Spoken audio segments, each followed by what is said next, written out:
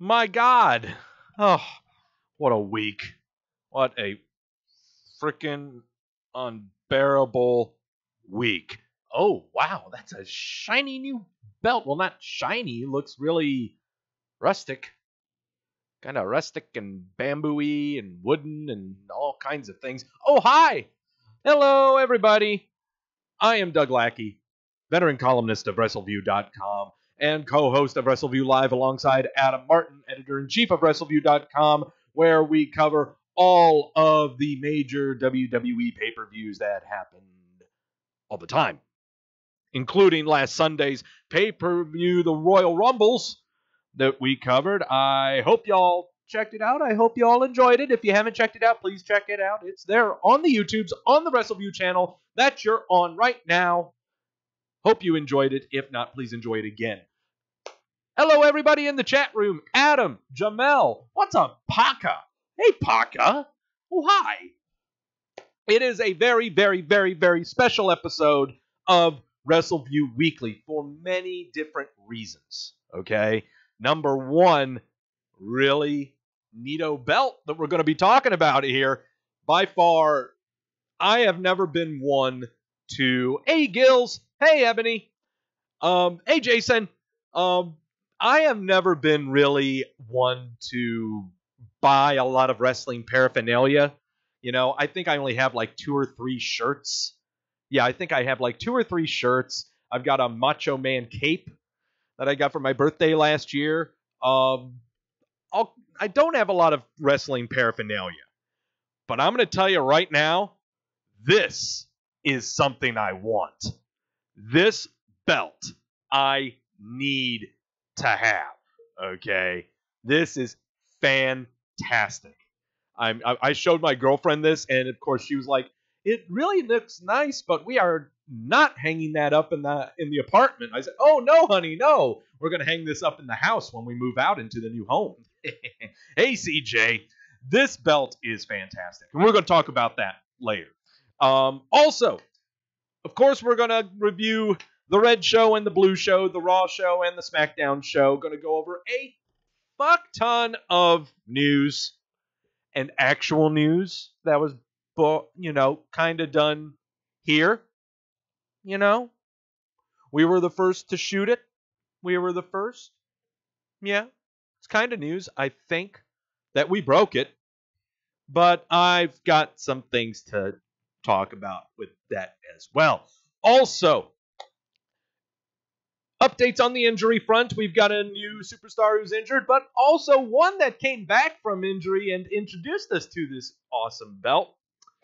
Updates to the milk carton. Of course, many people showing up on the Royal Rumbles and the Raw and Smackdown to get off the milk carton, and some have not left it. And I'm starting to wonder about where the heck some of these people are.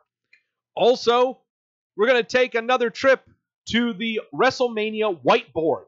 Introduced this sucker 2 weeks ago. We have got 2 confirmed matches for WrestleMania, and guess who got those fuckers right? That's right. That's right. I got them right. That's what I thought. Also, let me do a little bit of adjusting here. So reasons for why I'm doing all of this. Okay. Those are all special reasons why this is a very special show. But also, we are going to break out the good stuff. The Johnny Walker Double Black Reserve. Because today is our birthday. That's right. It's been a full calendar year of Wrestleview Weekly. Where the hell has time gone? Jesus. Looks like a bottle of olive oil. Oh, yeah? Watch all this goodness that comes out of it. Good stuff. Good stuff. Oh, God, it smells so nice. Cracking it open for the first time, guys. So, happy birthday to us. And so, let's go ahead and celebrate, shall we? I celebrate you. And I'll just put a couple candles on. Like that. comes time to light the candles, if you have candles on the cake, it's important for an adult to do that. That's right. In fact, matches and fire are things that nobody should ever be able to play with. That's right. The reason why grown-ups do their best to keep children away from fire That's right. is that they love them. That's right. And they love they them. don't want them to get hurt. No, they don't. Even when you're blowing out the candles on a cake, Yeah. it's important to keep far enough away from the burning candles so that they won't burn you. Let's pretend that this is a birthday cake. Yes. And we'll sing a new birthday song. Oh, please. Happy birthday, dear friend. Oh, thank you. Sing to you. Aw. Happy birthday to you. We thought we'd try to tell you how we love you on your birthday. We thought we'd try to sing and dance and play today. We wanted to surprise you on your birthday. Well, I already knew about it. We love you every day, not just today. Happy birthday, dear friend. We sing to you. Oh. Happy birthday to you. And if it's your birthday, happy birthday to you. Oh. If it isn't, happy unbirthday to you. Oh, I thought he was going to say, if it wasn't your birthday, well, fuck you then. So, happy birthday to Wrestleview Weekly. That's 1 year. Why did I have to do this to you? Well, come on. It's 1 year. Didn't think I would make it this far. All right. And also, I think it was a bad idea that I took sips of that. Because before we carry on with the show, as is tradition with any other show that follows a pay-per-view, I must pay the price for my ignorance. This ignorance of mine that I have was not my doing. This was done by Mr. Ken Smith last week. Whereas 6 locks of the 14 matches that he predicted for the Royal Rumble weekend, that included NXT TakeOver, the pre-show of Royal Rumble, and the Royal Rumble itself. Of the 6 locks, we failed to get 3 of them correct. That being Shayna Baszler retained her championship. Shinsuke Nakamura became the new United States champion, albeit for 2 days. More on that. And also failed to lock... Who else did we fail to lock? Charlotte winning the Royal Rumble. As we all know, unfortunately, that was Becky that won the Royal... Well, not unfortunately. It's good that Becky won it. So, there's those 3 shots.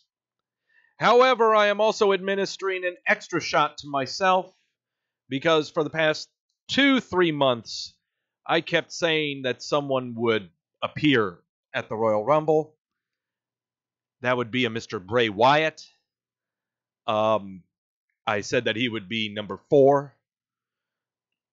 He did not appear at number 4. Nor did he appear at all during the Royal Rumble. So, that will be another shot on my part. And so today, we are taking 4 shots of the Luna Azul Blanco tequila. I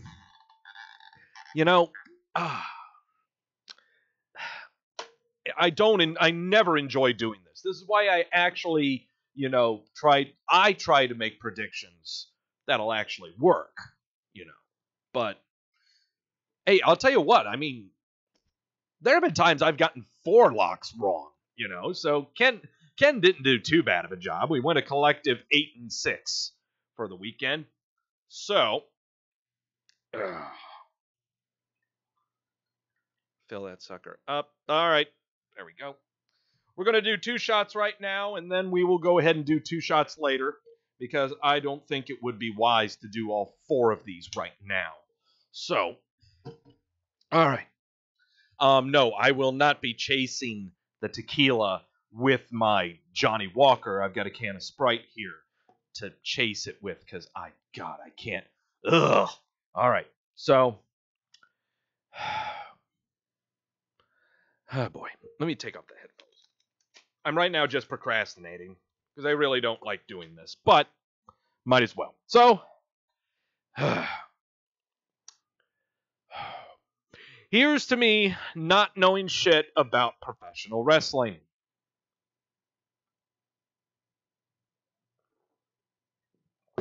Oh.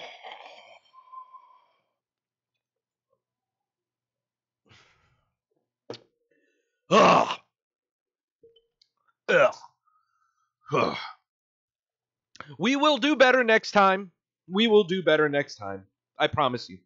Because 3 weeks from, not now, but in 3 weeks, we have Elimination Chamber. And I'm pretty sure we'll be a little more successful this time around. All right, let's get on with the show. I'm very, very, very confident in the WrestleMania Whiteboard. We're going to be talking about that, of course. Let's go ahead and talk about these red shows and blue shows. You know, this week's red show and blue show were fantastic.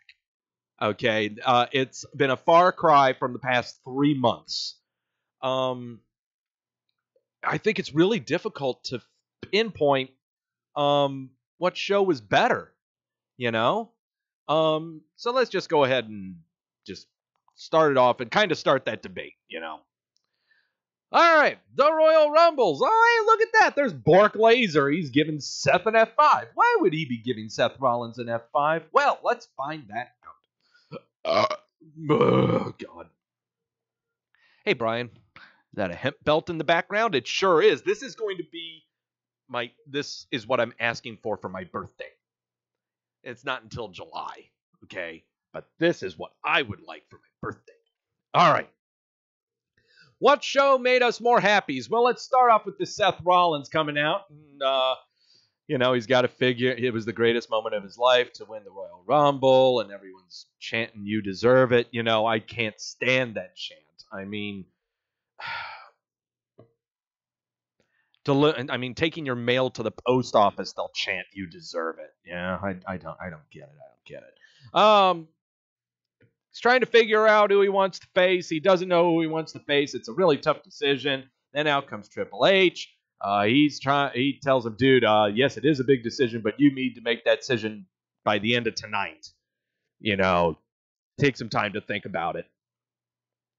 And then out comes Dean Ambrose. And Dean Ambrose starts saying that this whole father-son thing was cute. He points out that Triple H not believing in him when they drove around Florida making $500 a gig. Ambrose says that Triple H wanted to get rid of him. Triple H points out that Ambrose turning on Rollins the same night as Roman Reigns announced his leukemia. Ambrose told Triple H this conversation didn't concern him. Triple H says, "Everything in this ring concerns me." Ambrose calls Rollins a suck-up. "You're a pure kiss-ass." He hopes Rollins either beats Bryan or Lesnar, but everyone knows Rollins can't beat Ambrose without any help. Ambrose suggests that Triple H book the match between those two tonight. Triple H walks off, but then Ambrose cuts off Triple H going, "Hey, do you have to ask permission from your dad-in-law first?" I really wish they showed the whole point of when he bows out from behind the ropes, he's like, Triple H calls for a ref and gets the ref, so we got a match. We've got a match. Seth Rollins and Dean Ambrose, really nice little typical match between the two, and Seth Rollins goes clean. Yeah, it was a typical match. I mean, there's nothing to really jump up and down about. However, back live in the ring, we see Dean Ambrose still in the ring, sitting in a folding chair with the mic in his hands, and he says that he has something serious to say, and he's asking the crowd not to be jerks. Then out comes Nia Jax and Tamina. Tamina starts to get too close to Dean. Nia kind of cold-cocks Dean in the back of the head to push him out of the ring. Keep all of that in mind. for the news items. More like op-ed from my part coming up later. Just keep that in mind. Okay. So it's going to be Nia Jax and Tamina going against Alexa Bliss and Mickie James for a qualifying match for Elimination Chamber for the Vagina Tag Team titles. Just what you would think. Nia Jax having both Alexa Bliss and Mickie James on her shoulders to give them both the Samoan drop, and Nia Jax and Tamina win. Tamina did most of the work in this match, unfortunately. Made for a really match. But backstage, Kurt Angle asked about the last time he was in the ring back in November in the losing effort to Drew McIntyre. He asked about repeating the same thing again tonight against Baron Corbin. Angle said it took time to get over that match.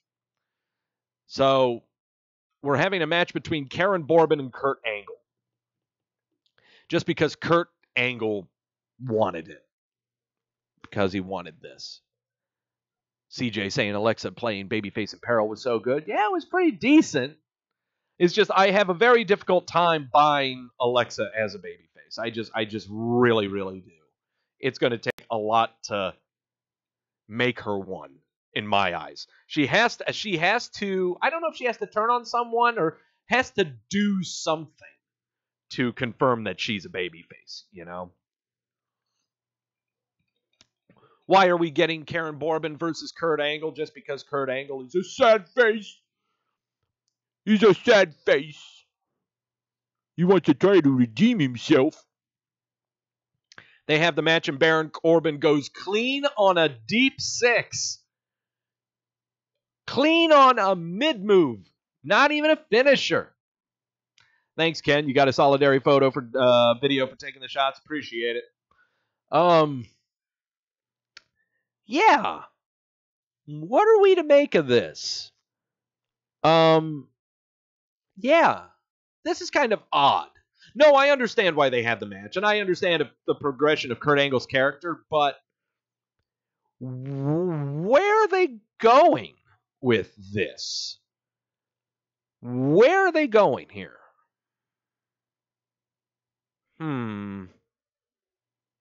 One questions.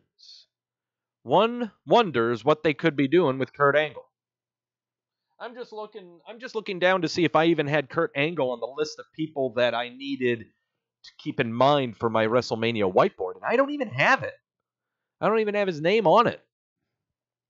Adam Martin was covering the Raw that Monday, saying it didn't last long, but I like the story that they were setting up with Kurt Angle returning to the ring tonight and ultimately losing to Karen Corbin. Really feels like they are teasing a retirement match, Angle. A Kurt Angle retirement match at WrestleMania? Would they have it the route against Karen Corbin, or would they have it be against someone like a Flair Shawn Michaels thing? I have thoughts on that one.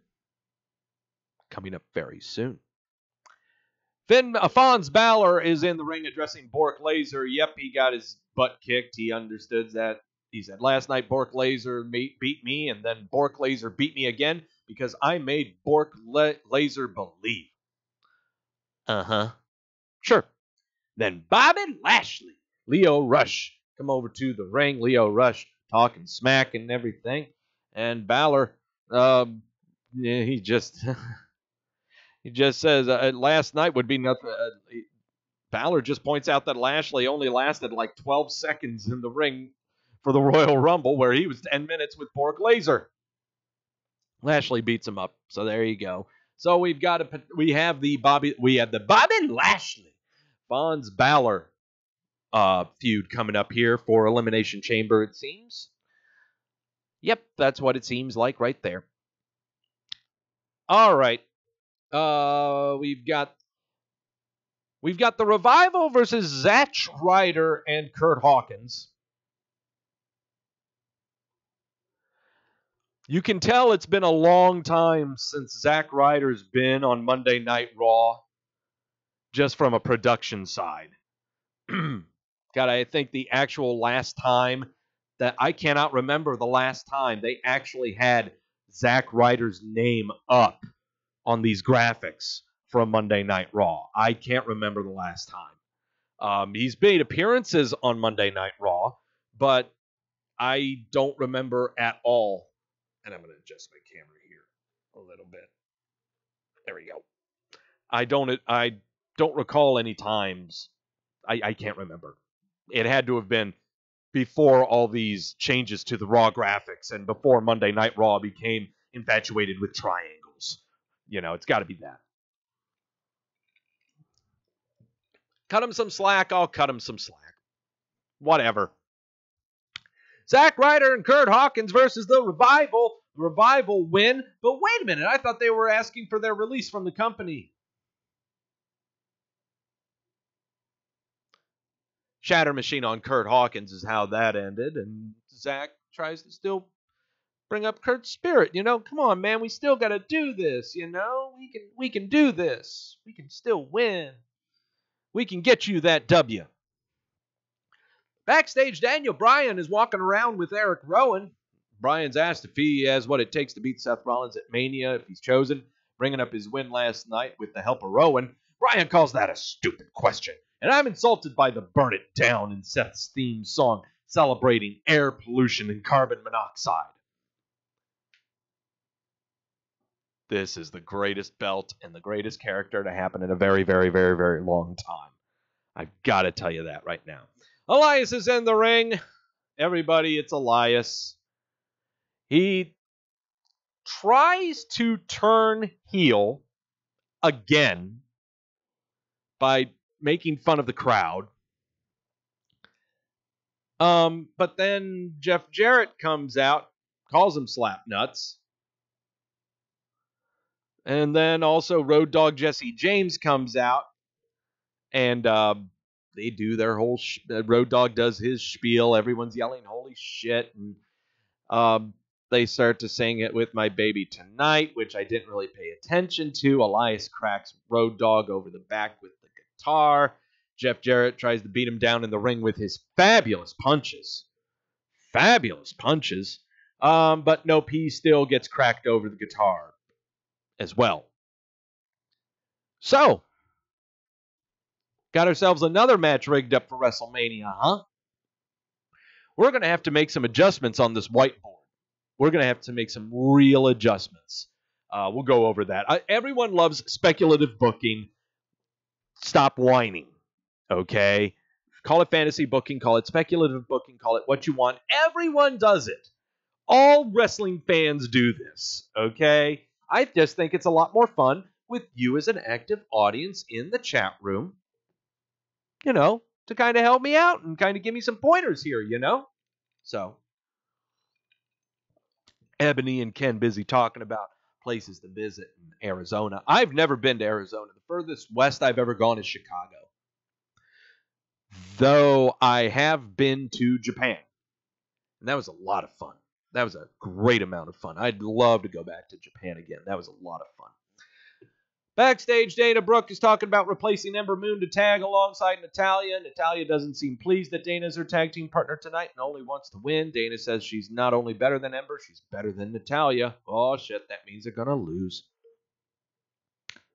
Because they've got a match against Liv Morgan and Sarah Logan, or Sarah Morgan, Liv Logan. Yes, that's what they got. CJ asking me if I went to Akihabara. No, I only went to Kyoto. Is where I went to, and then also took train to Tokyo. Did not really do a whole lot of. I did not do a lot of touristy Japanese stuff.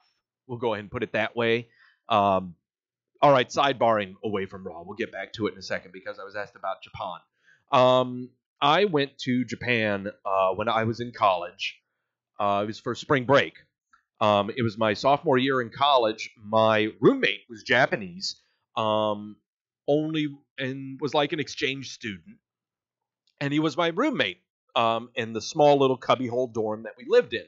And so during the Thanksgiving break we had, I invited him to my house for Thanksgiving, and he had his first ever traditional American Thanksgiving dinner.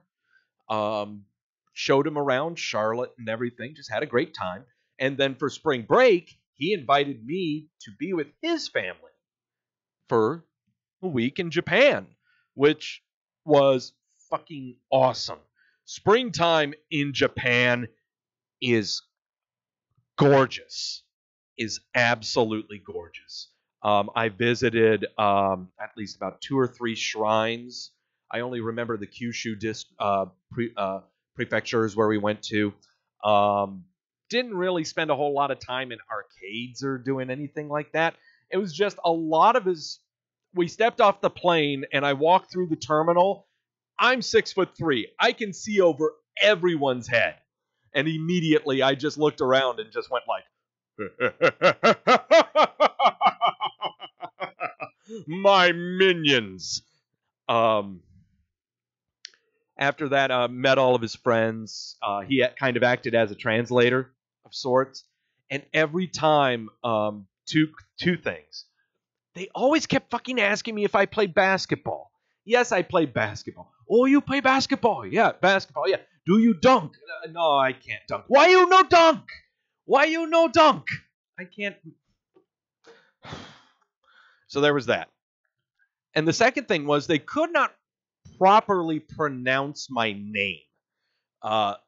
When you say Doug, that is not in their kanji. It's not in their vocabulary, in their nomenclature. How about that for a word? And so they were either calling me Dog or Doog. I told them just Dog. Just call me Dog. That's fine. You know, and so the whole time they're saying dog, but then they were also going, dog, woof, woof. So, yeah. I was Rocky-san. Rocky-san. Rocky sensei. Rocky-chan. Rocky-kun is what I was. Yeah, Rocky-kun. They couldn't say Lackey either. It was a Rocky. Doug Rocky. Doug Rocky. Yeah. But it was a hell of a time. I had a great time in Japan. Great time. All right, back to the Red Show. Qualifying match between Natalya and Dana Brooke versus Liv Morgan and Sarah Logan. Morgan and Logan win that match. So now we have confirmed for the women's tag team titles, Morgan and Logan, Tamina and Nia, both of them. Hey, Jason. No, I'm not going to teach you how to do a goddamn thing. Let's see. All right, now, Wanda Rousey coming out to the ring. Met to just a chorus of boos.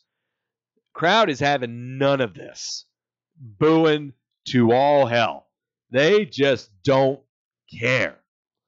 Ronda's losing her place. She's stammering. She doesn't know how she can even talk. She's lost. She has never been in this predicament. And it was very, very refreshing to see, you know. So Ronda Rousey kind of loses her place. Then thankfully Bayley comes out to kind of save her, to kind of remind her that she's there for an open challenge. And looks like, just reminded that's why she was out there. So we have a match between Wanda Rousey and Bayley. Yeah. Wanda Rousey, of course, winning. Tapping out to Rousey and her armbar thingy. But after the match, Bayley's about to leave. Becky Lynch comes out. And they didn't really show it on camera that much, but the two of them kind of flashed this thing before Becky got in the ring between each other. Becky Lynch saying, "I'm going to kick your ass in front of the whole world." Yep. Kept calling her Ronnie. Then Wanda kind of tried to follow suit, talking a little bit, but man, was it tough for her. She really had a difficult time trying to keep the mindset to fill it in because the crowd was still having none of it. Yeah. So this is what we got. We got Becky and Wanda Rousey for the Raw Women's title at WrestleMania. Yeah, that's there. Yeah, I did. I fucking called that, didn't I? Yeah, I did. Yeah, you're goddamn right. I did. Called that motherfucker about 2 months ago. Braun Strowman versus Drew McIntyre. Winner by VDQ was Braun Strowman because Baron Corbin decided to interject himself and crack him with a steel chair. Strowman tried to fend the two off, but nothing doing. The two of them kind of double team him. Disgusting sounding, I know. I could watch Braun Strowman beat up dudes all day, says Adam. Everyone can. Braun Strowman is a gift from the heavens. Becky, well, let me see. Jamel saying Becky is kind of a dick, CJ. I don't know. You know, I don't know what to make right now of this Strowman, McIntyre, Corbin type thing. Well, actually, no. Now I do. WrestleMania Whiteboard coming up soon. Sasha Banks and Bayley versus Alicia Fox and Nikki Cross is going to be determining another member in the final team from Raw in this women's tag team elimination chamber match. What's odd is, so Nikki Cross is going to be on Raw again. Huh. What about Sanity and SmackDown? What's going on there? I don't know what's going on here. Huh. I'm very confused. No one has been announced of the NXT arrivals what shows they're going to be on right now. I mean, I've looked on the main roster page. They haven't designated any of the 5 acts for Raw or SmackDown. So we right now have no idea who is where just yet. So I don't know. Finally, Seth Rollins is going to make his decision, but first Bork Laser and Paul Heyman come over to the ring, talk a little bit of shit about Seth Rollins, saying that, yeah, he should challenge Daniel Bryan to put on a sports entertainment clinic, but you don't want to face Laser and get in a fight with Bork Laser at WrestleMania. Seth Rollins comes out, tries to pick a fight with Laser. Bork Laser gives him about 4 or 5 F5s, and we call it a day. But that's what we have. It is official again. Seth Rollins will be challenging Bork Laser for the Universal title at WrestleMania. Someone else called that about 6 weeks ago. God damn it feels so good to be right and 1 year older. Sources.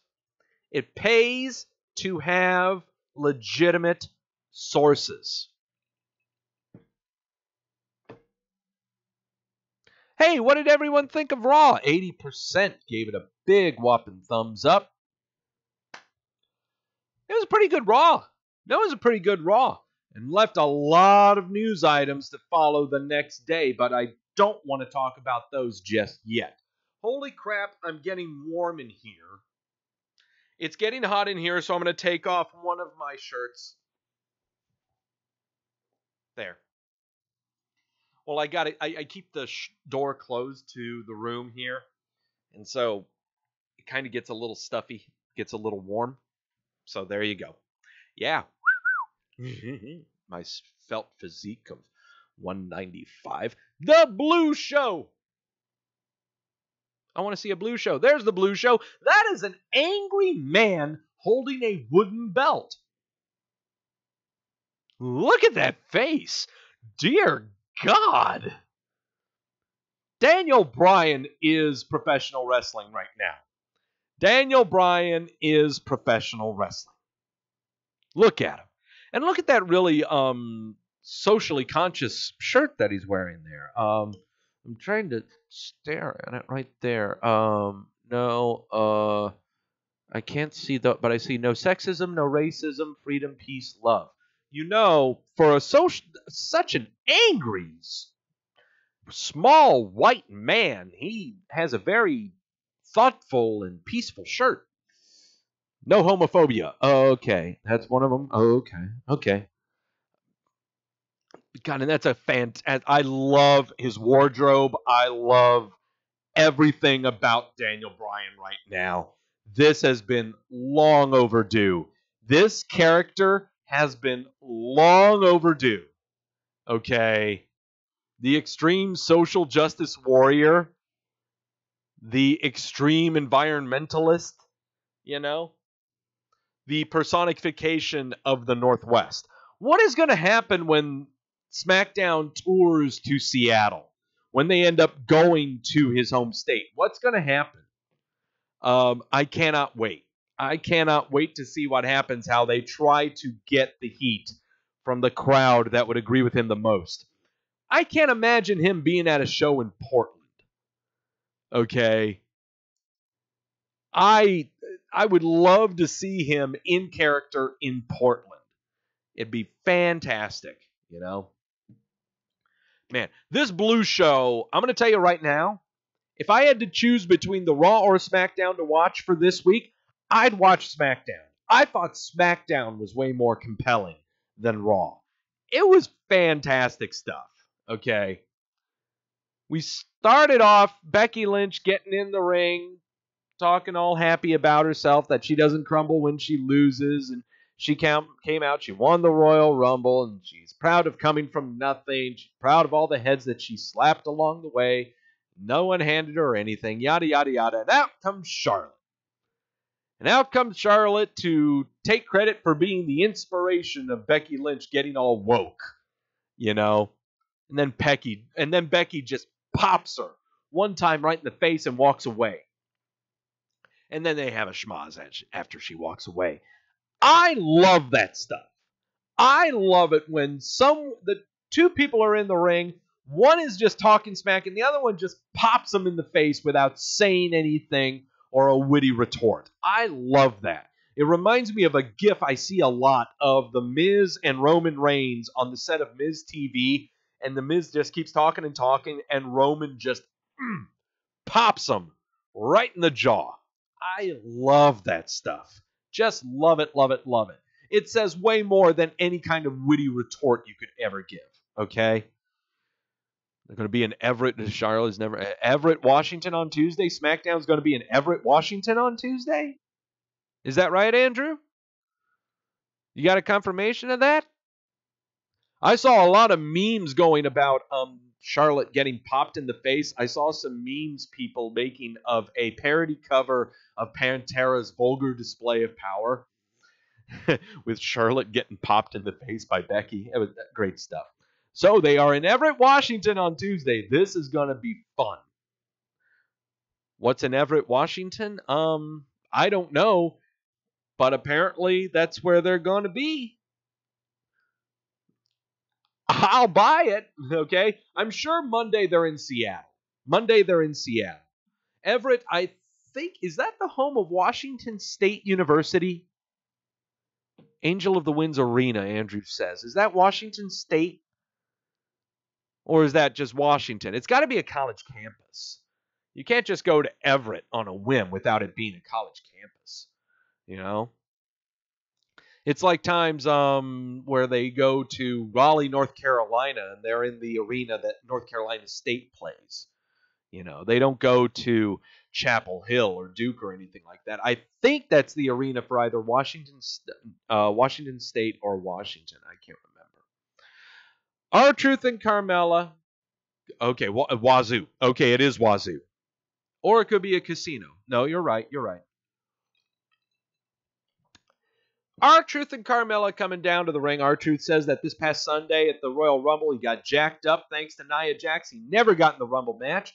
Carmella says they fought hard to win the Mixed Match Challenge for him to be at number 30, and he deserved to be in that match. R-Truth says 1 minute he was rapping, the next he was napping. Had Nia not attacked him, he would have won the Royal Rumble, and I believe him. Andrew says, Everett, Washington, it's an Indian casino. Okay, so it's a casino. Okay. The fans know it. He knows it. The McMahon family knows it. And that's why they gave him this United States title match right now against Shinsuke Nakamura. And he wins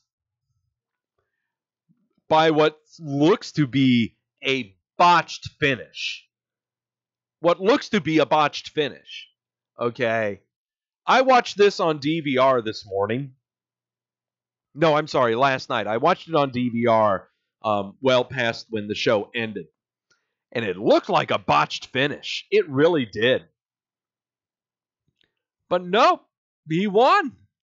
And I was sitting there, I kind of shrugged. I'm like, okay, that's what we got. And in my mind, I'm going, well, the way that you would go around having a botch finish for a title, no less.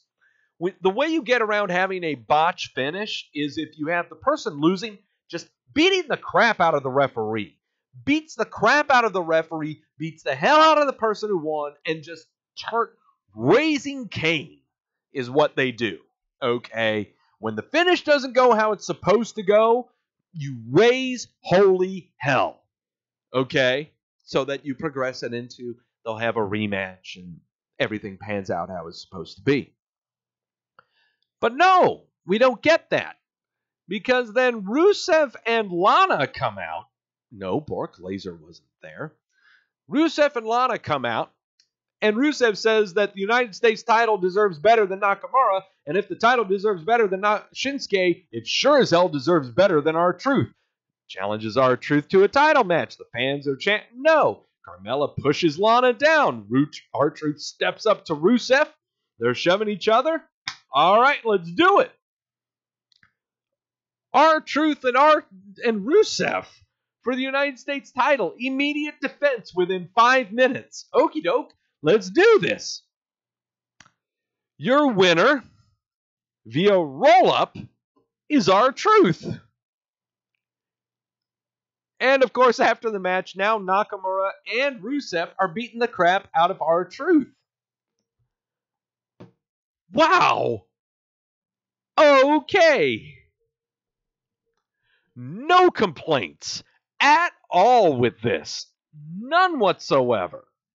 Okay, I want to look at this in the long term right now.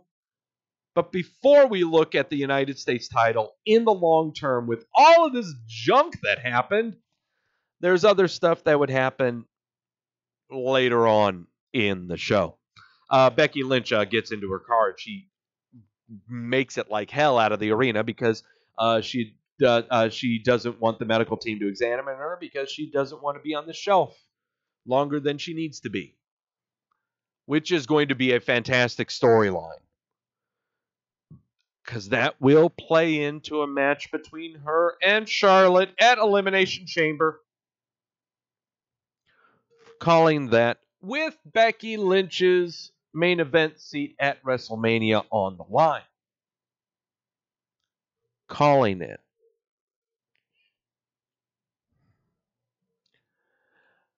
Backstage, we got R-Truth being checked on. He seems to be okay. I love R-Truth with the U.S. title. I love it. It's great stuff.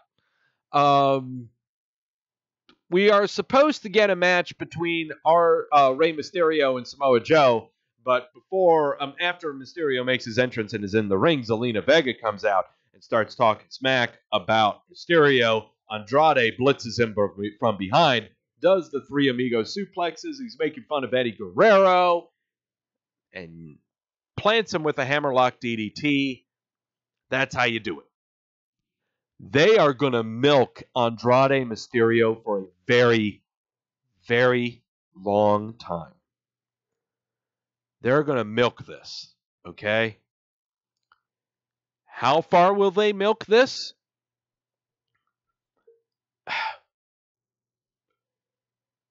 If we're going to be talking about Kurt Angle in a retirement match, we may need to talk about Rey Mysterio in a retirement match. I'm just saying. Putting it out there. Who knows? Who knows? Rusev is backstage just chilling out, He's just taking his stuff off, trying to mind his own business. Gallows and Anderson, the Good Brothers, are making an appearance on SmackDown for no reason. But apparently their reason is that they wanted to ask him why he attacked R-Truth like that. Rusev tells him to just go back to catering and mind your own business. They challenge Rusev to a match alongside Nakamura. Nakamura just snidely walks in and accepts. So we're going to have a match with Gallows and Anderson versus Rusev and Nakamura. And Rusev warns Nakamura to just this once, I'm tagging up with you. Meanwhile, Shane McMahon and The Miz, they have a celebration about winning the tag titles. Miz's father comes out. There was no turn. Nothing happening here. It was very awkward. Shane McMahon had a video made of The Miz. Really weird stuff. Yeah. Backstage, Mandy Rose is with Sonya Deville. Mandy says that they are actually declaring themselves in the Elimination Chamber match for the tag titles. Sonya and Mandy are. They don't even need a match to qualify for it. They're just going in. Yeah, we're in it. We're just declaring it. We didn't even have to file any paperwork. We're just in it. Yeah. Ebony loves Mandy with her terrible telenova acting. It is pretty bad. It is. Mandy says this may come as a surprise, but it's not easy being her. When you look like her and you're one half of the fiercest, hottest women's tag team on the planet, people are always trying to knock you down. People like Naomi, and Mandy knows why. So they aired a clip of Tough Enough from 4 years ago, showing how Naomi was instructing and calling her weak. Sonya says that Mandy hasn't been the same since that day, and we didn't hear what Naomi said off there, but it made Mandy cry. But Mandy didn't cry. Gil's fan, people declare for the Rumble, so why not for the Chamber? Well, it's tough to declare for the Chamber when on the other show you've had people fighting for a chance to be in the Chamber. The land of opportunity on SmackDown has now become the land of declaration.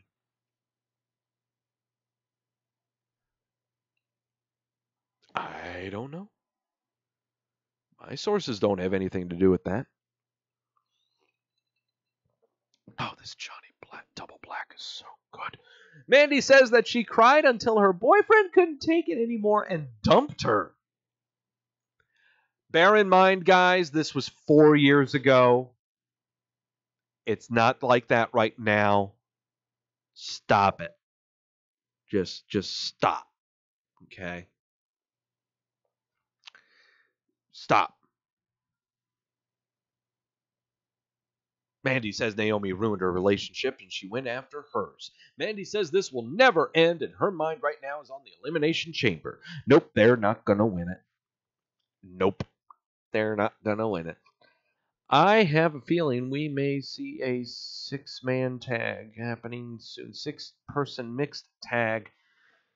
Naomi and the Usos versus Mandy and the Bar.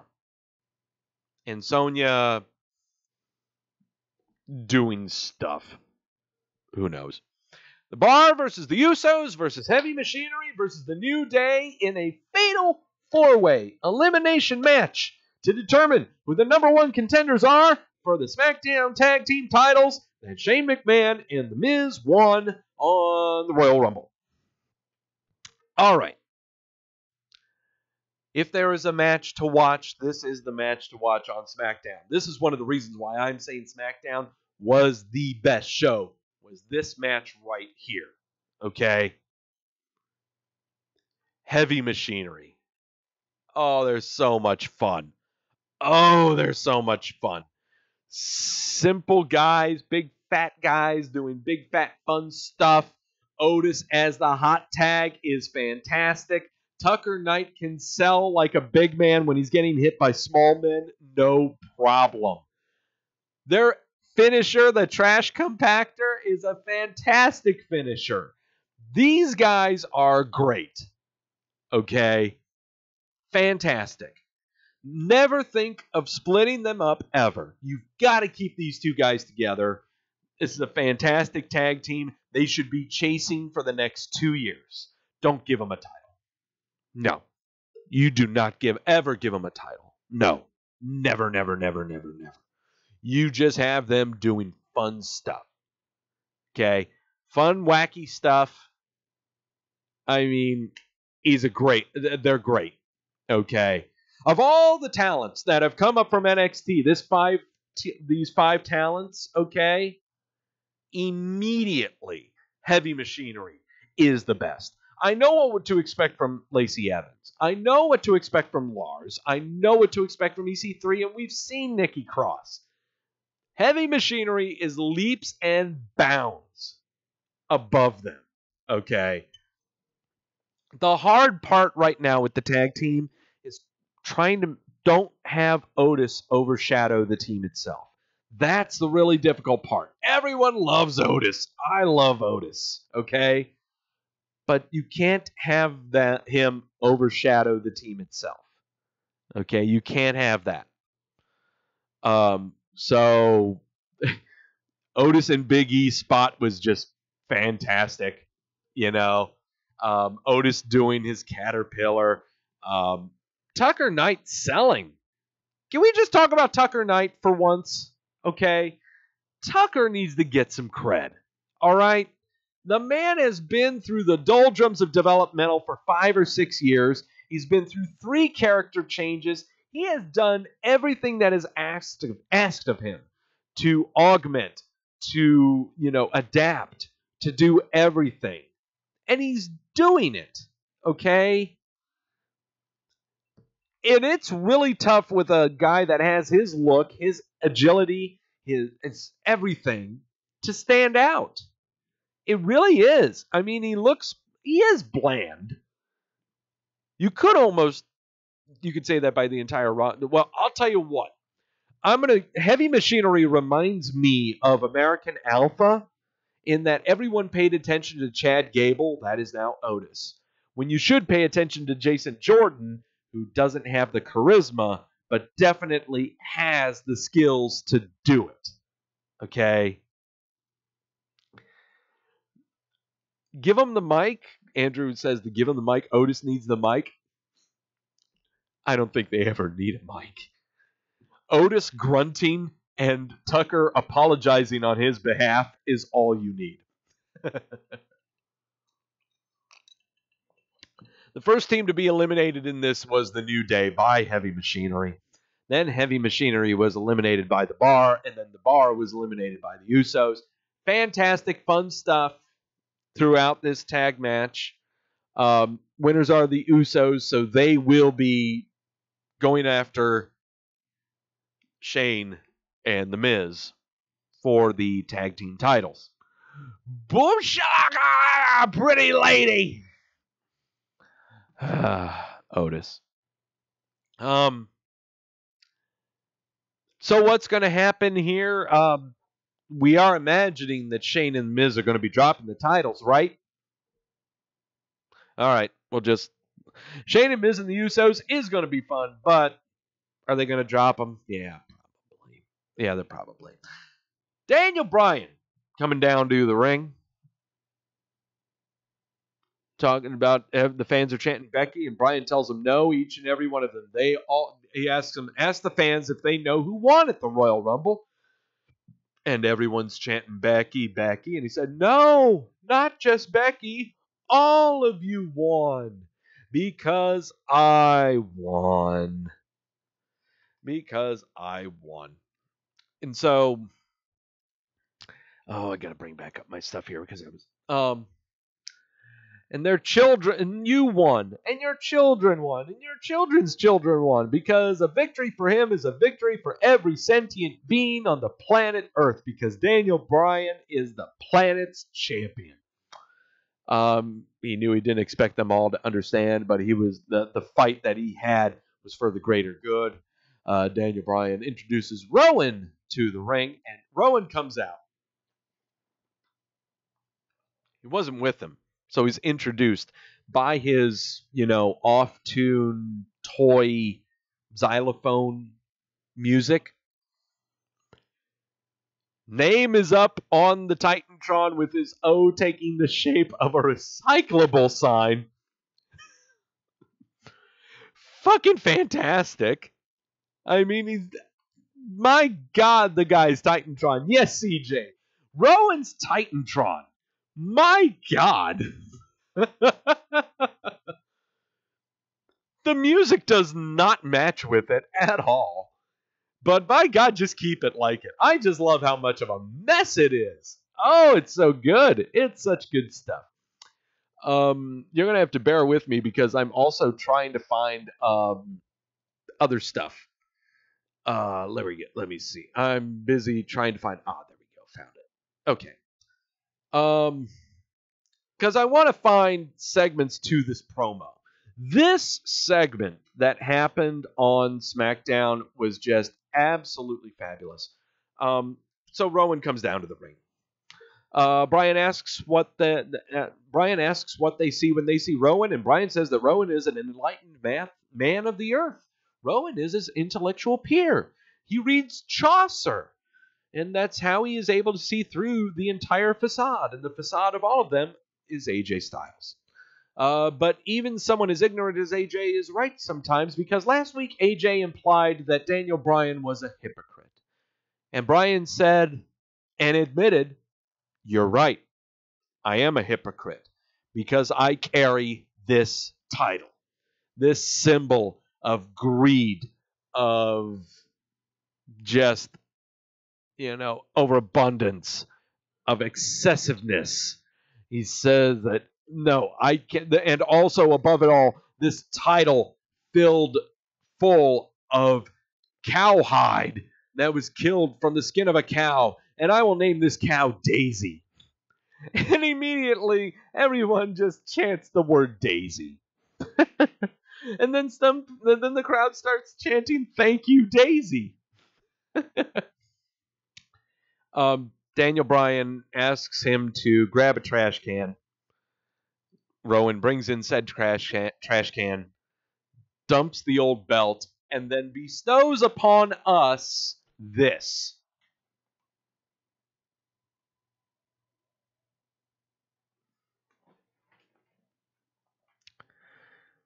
This belt that he has, that is purely organic. I mean, seriously. Talks about how it's made of wood, hemp. I mean, there's a great marbling. I mean, the marble and ceramic on this thing, it is gorgeous. This is really nice, okay? WWE is going to make a fucking killing, okay? And I'm trying to remember the name of the organization or the group that made this belt. They're going to make a fucking killing, okay?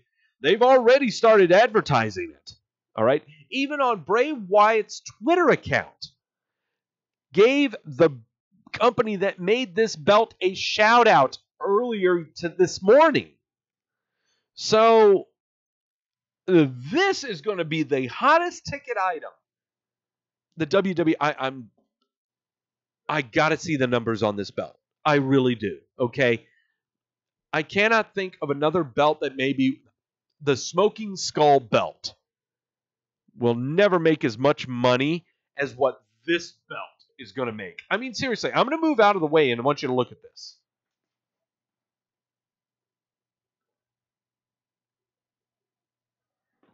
This is gorgeous, okay?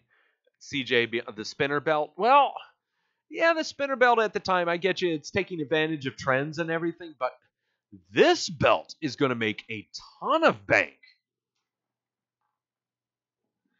Not just on how it looks, but just the materials that are used. Very cheap, okay? And also the company that's getting the take is not fucking Orange County Choppers, Okay? A lot of money is going to be made from this. Okay? This is fantastic. And what this says most of all, per my sources, Daniel Bryan's going to be champion for a very long time.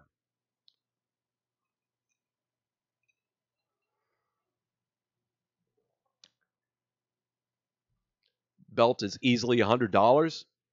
Oh, God, they'll charge out the ass for it. Oh, they're going to charge so much for this. How much do I think the belt's going to cost? I would easily charge about $300. $250 or $300 for it. I wouldn't make it any different from any other belt that they're selling. Okay? Most belts they're selling for are around $200 or $250. The most expensive belt is the $1 million belt.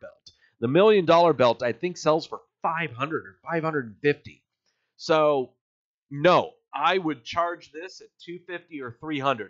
It will sell. Oh, dear Lord, it'll sell. No joke. There are belt marks out there. Trying to remember, who is Lewis? I know Lewis is listening from our Facebook group, okay? Lewis, you're the belt mark of this group. You got to be telling me you must have been drooling when this was shown, okay? Bring up the top rope belts on Twitter. The Wyatt belt is pretty gorgeous. No, the Wyatt belt is really fantastic. Let me see. Hopefully I won't show any boobies when we go to my Twitter. No, we aren't. Very good. Okay. All right. Yeah, let's go to Bray Wyatt's Twitter account. Here we go. Let's see. Let's go to tweet and replies. No, let's go to the media. Oh, there we go. There he is. There's his belt that he got from Top Rope Belts. Yeah. Nice dried up leather on that one. Yeah. Yep, there it is. Yep. That's his. That tweet he sent out, was it today? Yeah, less than a day ago. Yeah, less than a day ago. Yeah. So it's gonna sell. It's gonna be the hot ticket item. Okay. So Daniel Bryan reveals this exquisite piece of art. He starts getting interrupted by everyone. AJ Styles comes out. Randy Orton comes out. Mustafa Ali comes out. And Orton cuts him off, saying, "Didn't you get tossed off out of the Royal Rumble by a girl?" And Jeff Hardy came out, and that was during the commercial break. So you have all of them out in the ring. But there was then finally the one Joker to come out, Samoa Joe. And this is what everyone was talking about going into right now, my show, is his promo. And he started cutting. Samoa Joe is the greatest human on the microphone in the WWE right now because he needs no bullet points. He needs no script. He just needs to know what his character is, the situation he's in, and he goes to town. Here you go. Randy, I know I need to size up with you, and when I defang the Viper, trust me, ain't gonna come from nowhere. Jeff, I already put you out. I don't even know why you're out here right now. Keep on talking, Jeff. Hey, do me a favor. Why don't you act like this is an AA meeting and you shut your mouth while I'm sharing with the group? And Mustafa, you out here, a boy among men. And I'm gonna tell you what. You got lucky at the Rumble, so I know you're going to come out here and run your mouth about how bad you are. But let me give you a little bit of a reality check. You see, Mustafa, you said that my eyes don't lie. Well, your eyes don't lie either, because last week, they were closed real tight when I put your simple ass to sleep. Oh. Ooh. And AJ, hey, man, be honest with me. How's our old girl Wendy doing? Oh, such good stuff. Such good stuff. Oh, such good stuff. that man is going to get the title soon. He's going to get it in a clusterfuck. Okay? He's going to get it in a clusterfuck. All right? But God damn it. Here's when everyone says that Joe is so good on the mic, and I totally agree with those. Okay? I totally agree with them. But the reason that Joe is so good on the mic is not just because of his words. Okay? It is not just because of his words. And I know well, God, what else could it be, Doug, other than his words? I mean, that's why we always say people are good on the mic. No. It has nothing to do with just the words, the spontaneity or ad-libbing that he does, or anything like that. It's just his voice. It's just his verbal cues. It's his cadence. It's his delivery. And throughout his career, he has been like that. There are a few people that can get that down, okay? It's not just having the right words. Ronda Rousey has the right words, but her delivery is atrocious, okay? Becky Lynch, she's got the words right, but the delivery sometimes is lackluster. The vocal tone just doesn't get up there. Sasha Banks, cadence is horrid, but the words are right. The tone is right. The cadence is bad. When I went to school in Indiana for 1 year, that year I was in Indiana at Ball State University, of the many things that I did there in school, apart from being DJ for the radio station, being a script writer for the campus's comedy troupe, one thing that I did was I was a stand-up comic. And I did stand-up comedy for acts that we would have on campus. Being a stand-up comic is a very, very... They're so much the same from being a professional wrestler. It is... You gotta have the cadence, the delivery, and everything. Okay? To get your joke across. You can write down the joke all you want, but if you can't deliver it correctly, no one's going to get it. If you don't have the right vocal tone to accentuate the points, it ain't going to be had. Samoa Joe has it down to a T, just like how John Cena had it to a T. Chris Jericho, The Rock, he has got that cadence down like that. Man, is he good. And he was thinking about those lines too. He knew they were giving him the last one to go, and you know he was thinking about what he was going to say. Okay? That AA meeting line would not have come up if Jeff Hardy didn't say it. Didn't say anything. If Jeff Hardy shut up, he wouldn't have said anything. Okay? More to the point, he might have said it already, but if it weren't for Jeff Hardy saying something, it wouldn't have had that extra Randy Orton reacting to it, ducking for cover.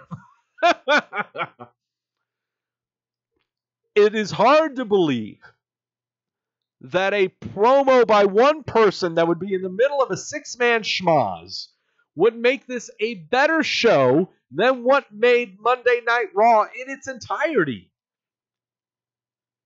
It almost did. Without the revealing of this beautiful piece of art, without the insanity of the United States title, without the insanity of a fatal four-way elimination tag match, yeah.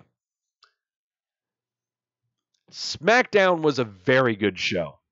And of course, we had a schmoz. Triple H showed up and said there's going to be an elimination chamber match for everyone involved in this match. You knew that was going to happen. I mean, God, you didn't need fucking tea leaves or bones to figure that one out. So, what'd you think? 80% said Raw was good. Oh, SmackDown was absolutely fucking good. That's what I think.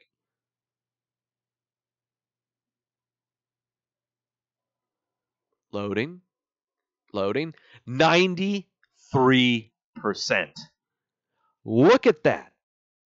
That's out of 134 votes. Normally, SmackDown doesn't even get over 100 votes for this poll.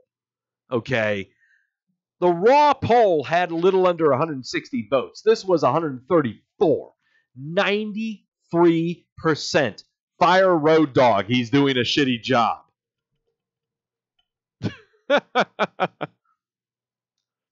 CJ saying Orton's natural charisma. Dude just doesn't give a fuck. No, he doesn't.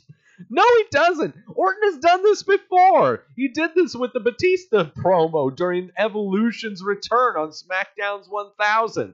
I mean, it's great. Even Jeff Hardy was laughing at it too, okay? No one stayed in character for Samoa Joe's promo, and that's what made it so good. Maybe Double J will improve things, Doug. I don't know.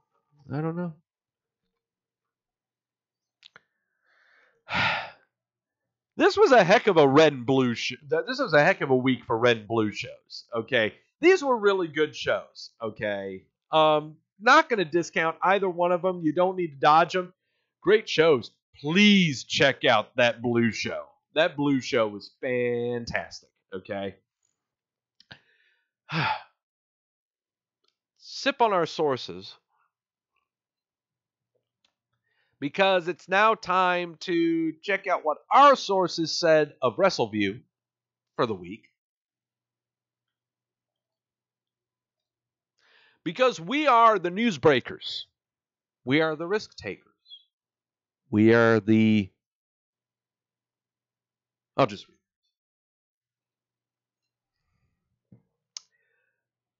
As reported last week, Abyss and Sanjay Dutt have parted ways with Impact, and they are said to be headed to the WWE.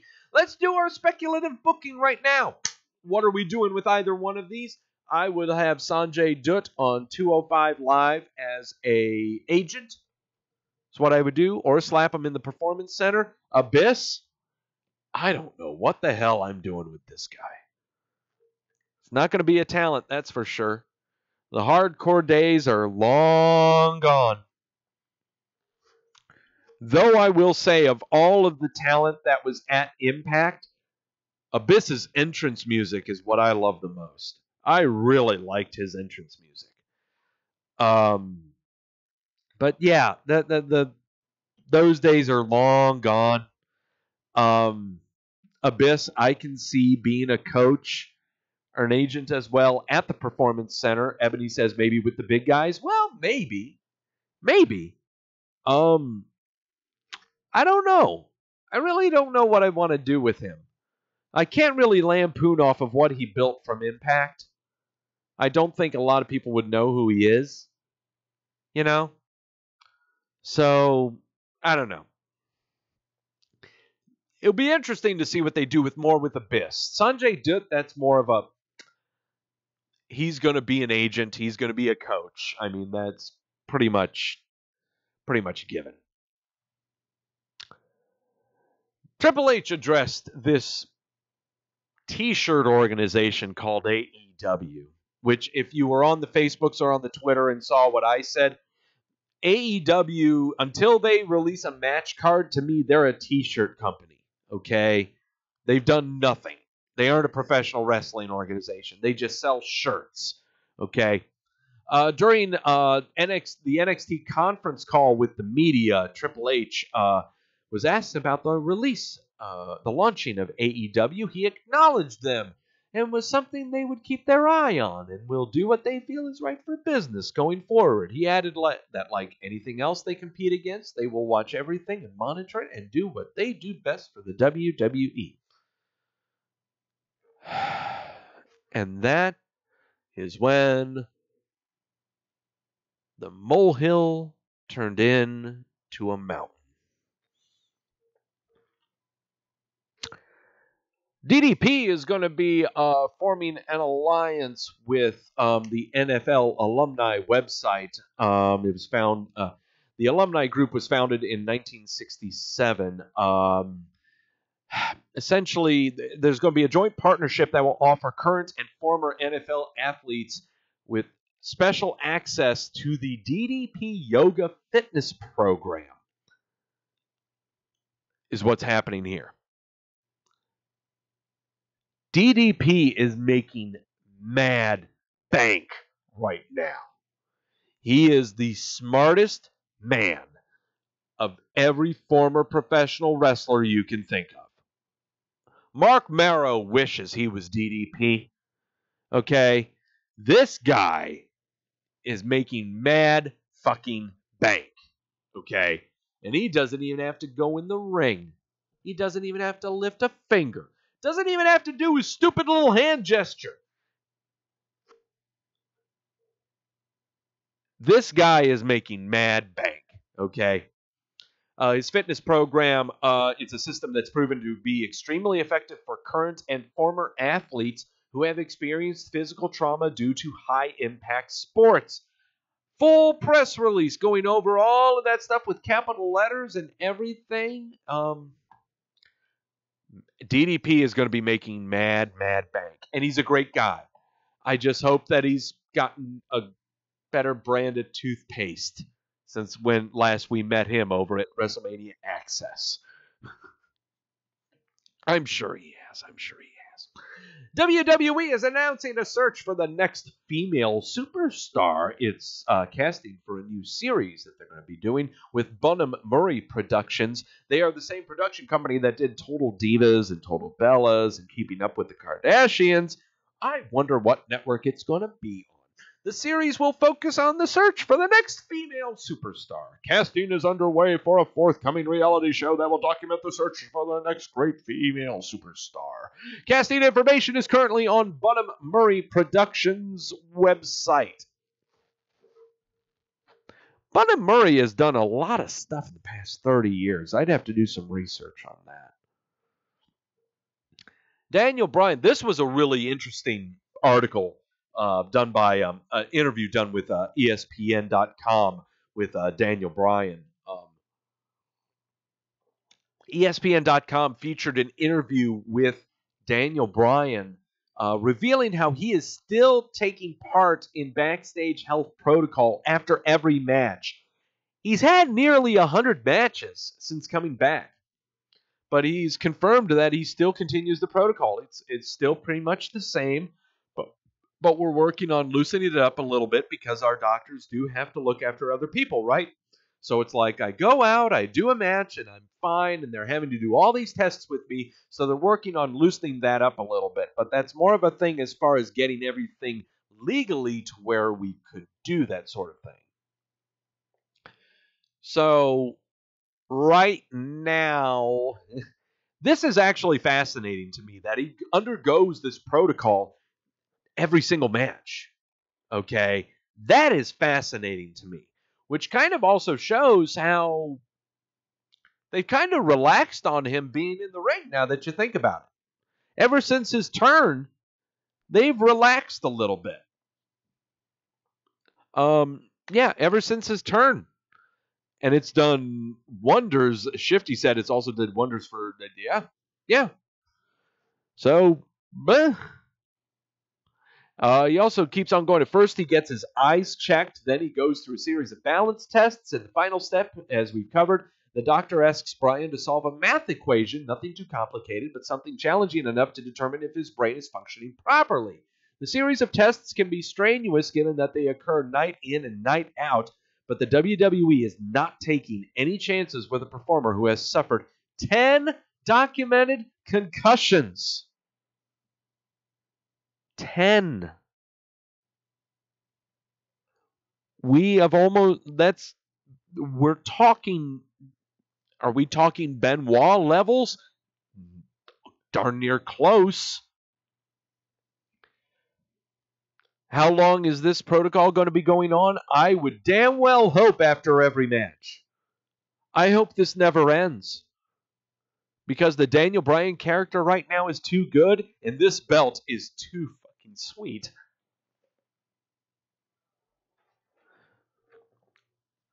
Nigel McGuinness levels? Oh, not even close. Nigel McGuinness levels were way up there. Way up there. Okay? It is articles like these that I really wish that other wrestling websites would pay attention to when it comes to when they want to try to grab some clickbait, when they want to try to get some eye candy, you know. This was a fantastic interview. Check it out, okay? It really fills you in on how much the WWE does care about the health of their athletes. Can any other organization provide such access? Just let the silence speak for itself. John Cena is going to be starring in a new Netflix action comedy directed by Jason Bateman.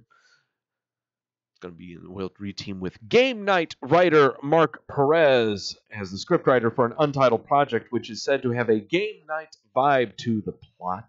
In addition, the report also states that Cena is prepping for a family comedy film entitled Playing with Fire, set to begin shooting on February the 4th. This was all according to The Hollywood Reporter. According to IMDb, the film is scheduled to release in March of 2020. That is Playing with Fire. Game Night was not very good. No, not at all. But if it's what makes Cena money, so be it. No, he is not approaching rock levels, and that's not what we ever ask of him.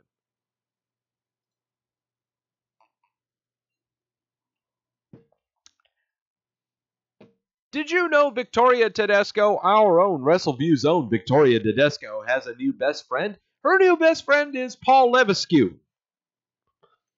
She was able to be one of the first people to ask him questions following the NXT TakeOver Phoenix pay-per-view last Saturday. If you have not checked this out, please do so. From now on, hi, Paul.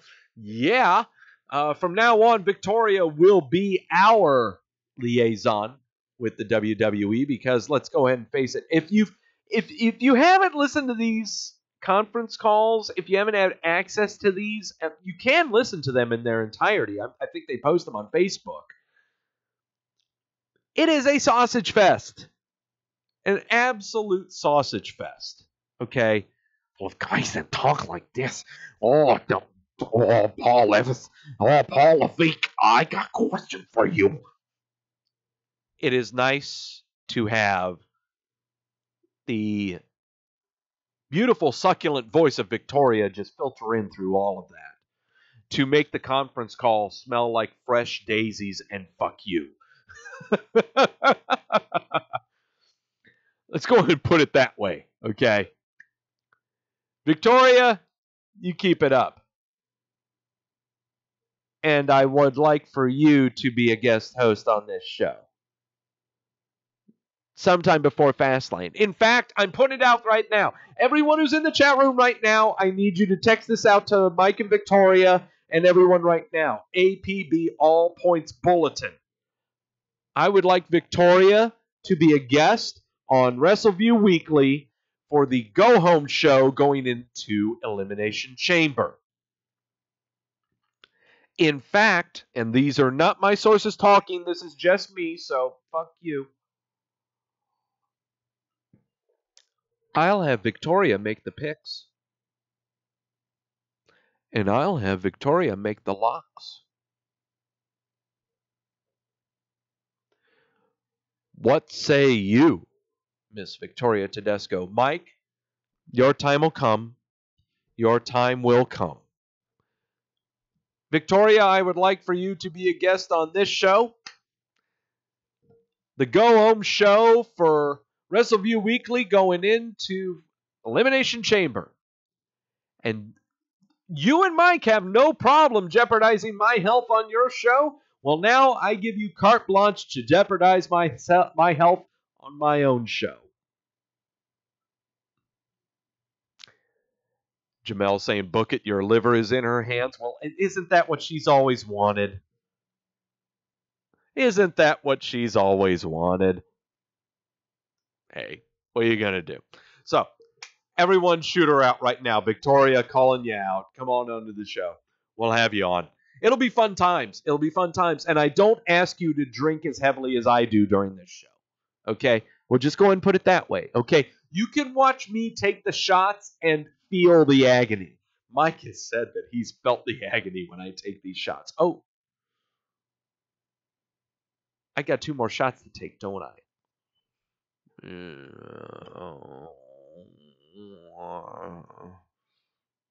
I'll take those right now.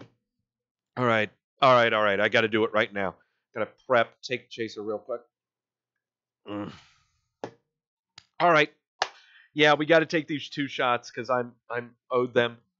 I need to do them on cam because if I don't, then people start questioning my integrity, and my integrity lasts for days. No one will question my integrity. Oh, the chaser. Oh, Andrew's asking the chaser is just a can of Sprite. But I have been sipping on our birthday Johnny Walker Black, double black, throughout the show. God, this stuff is so great. So, Jason has a real question. Go ahead and ask your real question, Jason, while I pour the final 2 shots of my punishment. Oh, I'm getting to it, Jason. Jason was asking who's still on the milk carton. Oh, we're getting to it. No, it's coming up. It's coming up. It's coming up. Okay, this show will end. Okay, this will end. Okay.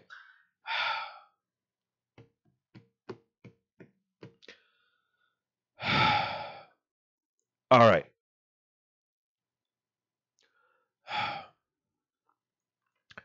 Here we go. You got to say it to me. Say it with me again. Here's to me not knowing shit about professional wrestling.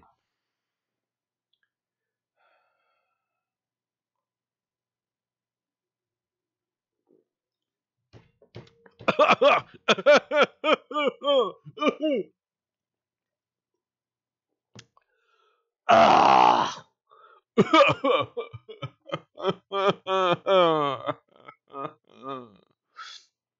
I'm okay.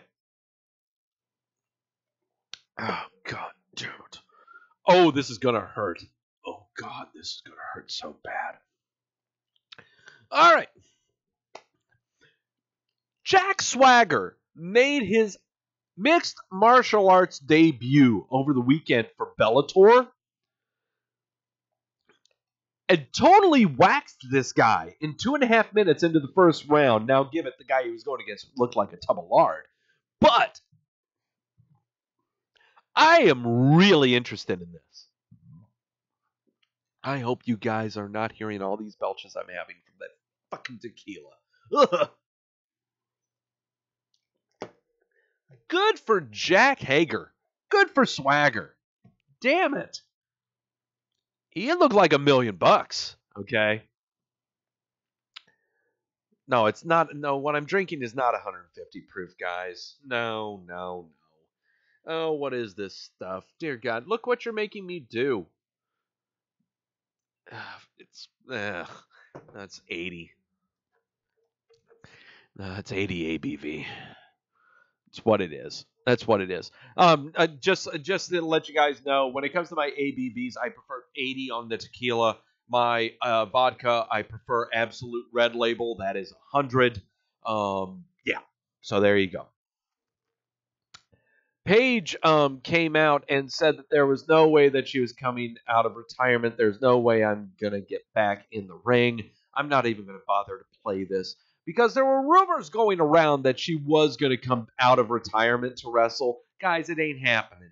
She's having spinal stenosis just like Edge. It ain't happening. She ain't coming back, okay? Ebony's saying, you're going to send me 150 proof? What? Huh?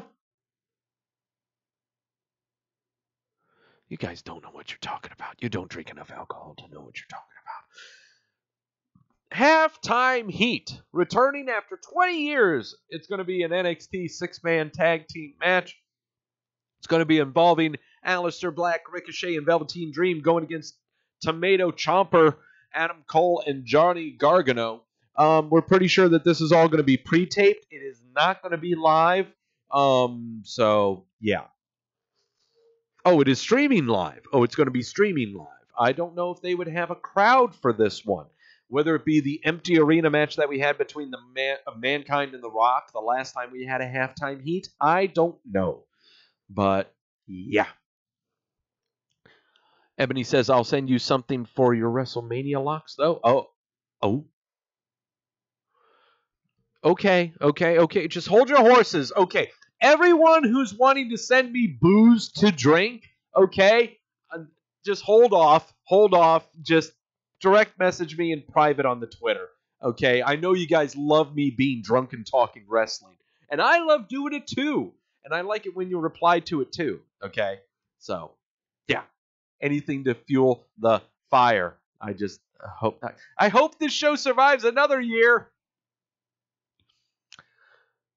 Everyone is up in arms about Brock Lesnar on the WWE 24 special, tossing the WWE title in Vince McMahon's lap following his match at last year's WrestleMania. Here. Could you watch this?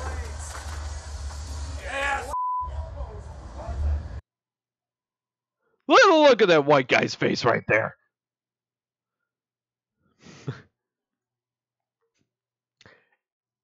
Vince could be heard yelling, "Hey, asshole," moments later.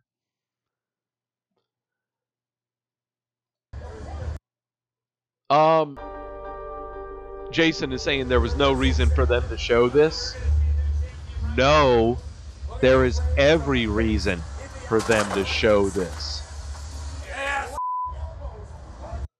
There was every reason for them to show this. Anything to progress any storyline going into WrestleMania. This is part of the plan, people. There's a reason they show these things. Know when you're being sold to. It's become my new tagline. Come on. Oh, hey, why was Jeff Jarrett shown on Monday Night Raw? Why did he make an appearance on the Royal Rumble? It's because he's taken a new position with the WWE alongside the Hurricane Shane Helms. Mad props to Shane Helms. Good old Carolina boy. Jeff Jarrett, he was inducted in the Hall of Fame last year. He was in the Royal Rumble, but he has now come to terms with the WWE on an agreement to be a backstage producer with the company going forward. Does that mean he's going to be an on-air talent as well? Well, you can go ahead and make those assumptions right now since he appeared on Monday Night Raw and carried on his segment with Elias. Also, we have confirmed that Shane Hurricane Helms has signed with the WWE. He is starting his new role as a backstage producer for the company as well. He was backstage at Raw in Phoenix at the time the report was released. So, this is long overdue for Helms. This was long overdue for Hurricane Helms. Shane Helms needed to be in a producer role during the advent of 205 Live. This was long overdue. Props to Hurricane finally getting something, you know? Helms is going to be fantastic in this production role. Jarrett, we'll see. You know, he's too busy making an on-air role for himself. He's going to be at WrestleMania. Oh, I'm sorry, I said that. So, it's too early to say what Jarrett can bring to the show. What Helms can bring is fantastic, okay? I can't wait. I mean, I keep saying it almost every week that 205 Live is becoming a great show. If he is going to be helping 205 Live, it will be an even better show. More talent will be joining that show, and it will become something. Okay? Will it be along the lines of NXT? Absolutely not. But it is going to be a good show. Okay?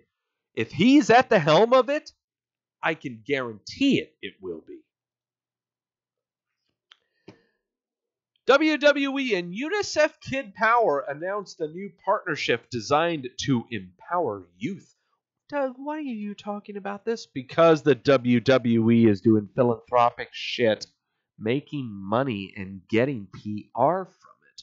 The press release states that the new partnership is designed to help give kids the power to save lives by connecting their everyday activity to real-world impact, and that this school year, UNICEF Kid Power and WWE will work together to reach at least 7,000 classrooms across the United States. That's 7,000 elementary schools.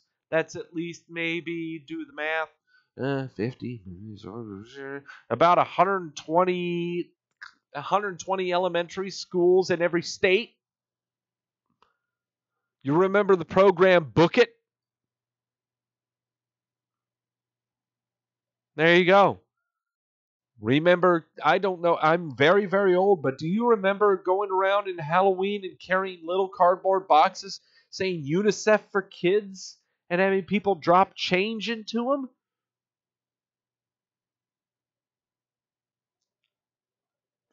It's kind of big. Yeah, Book It and Pizza Hut.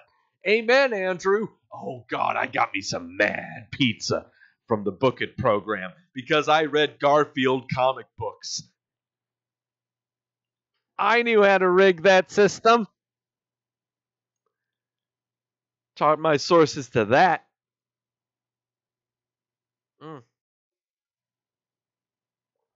Ooh, that's not good. Good thing I brought a glass of ice with me.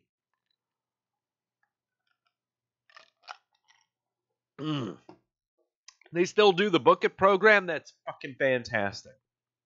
Okay. No, I'm just saying that's a way to get WWE's name out to all the kids. Okay? That's why I'm bringing this up. It's not so them and UNICEF, yada, yada, yada. The WWE is tapping into the kids. Be an audience. So that when the kids get free shit, the kids realize that, oh, that was with the WWE. Oh, they're having a show. The parents take them to it.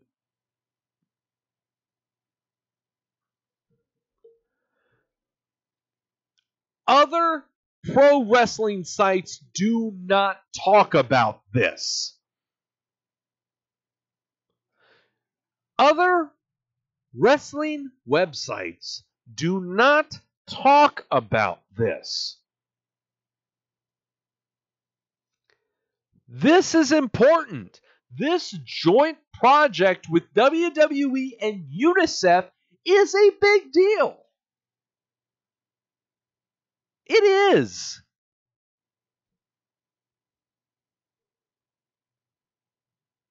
Is this on Dark Overlord Meltzer's website? Probably not. Is this on PW Torch? Probably not. This is important business stuff. I really, really wish that more wrestling fans on the internet and Twitter paid more attention to business than fucking talent and who's leaving to go to a federation that sells t-shirts.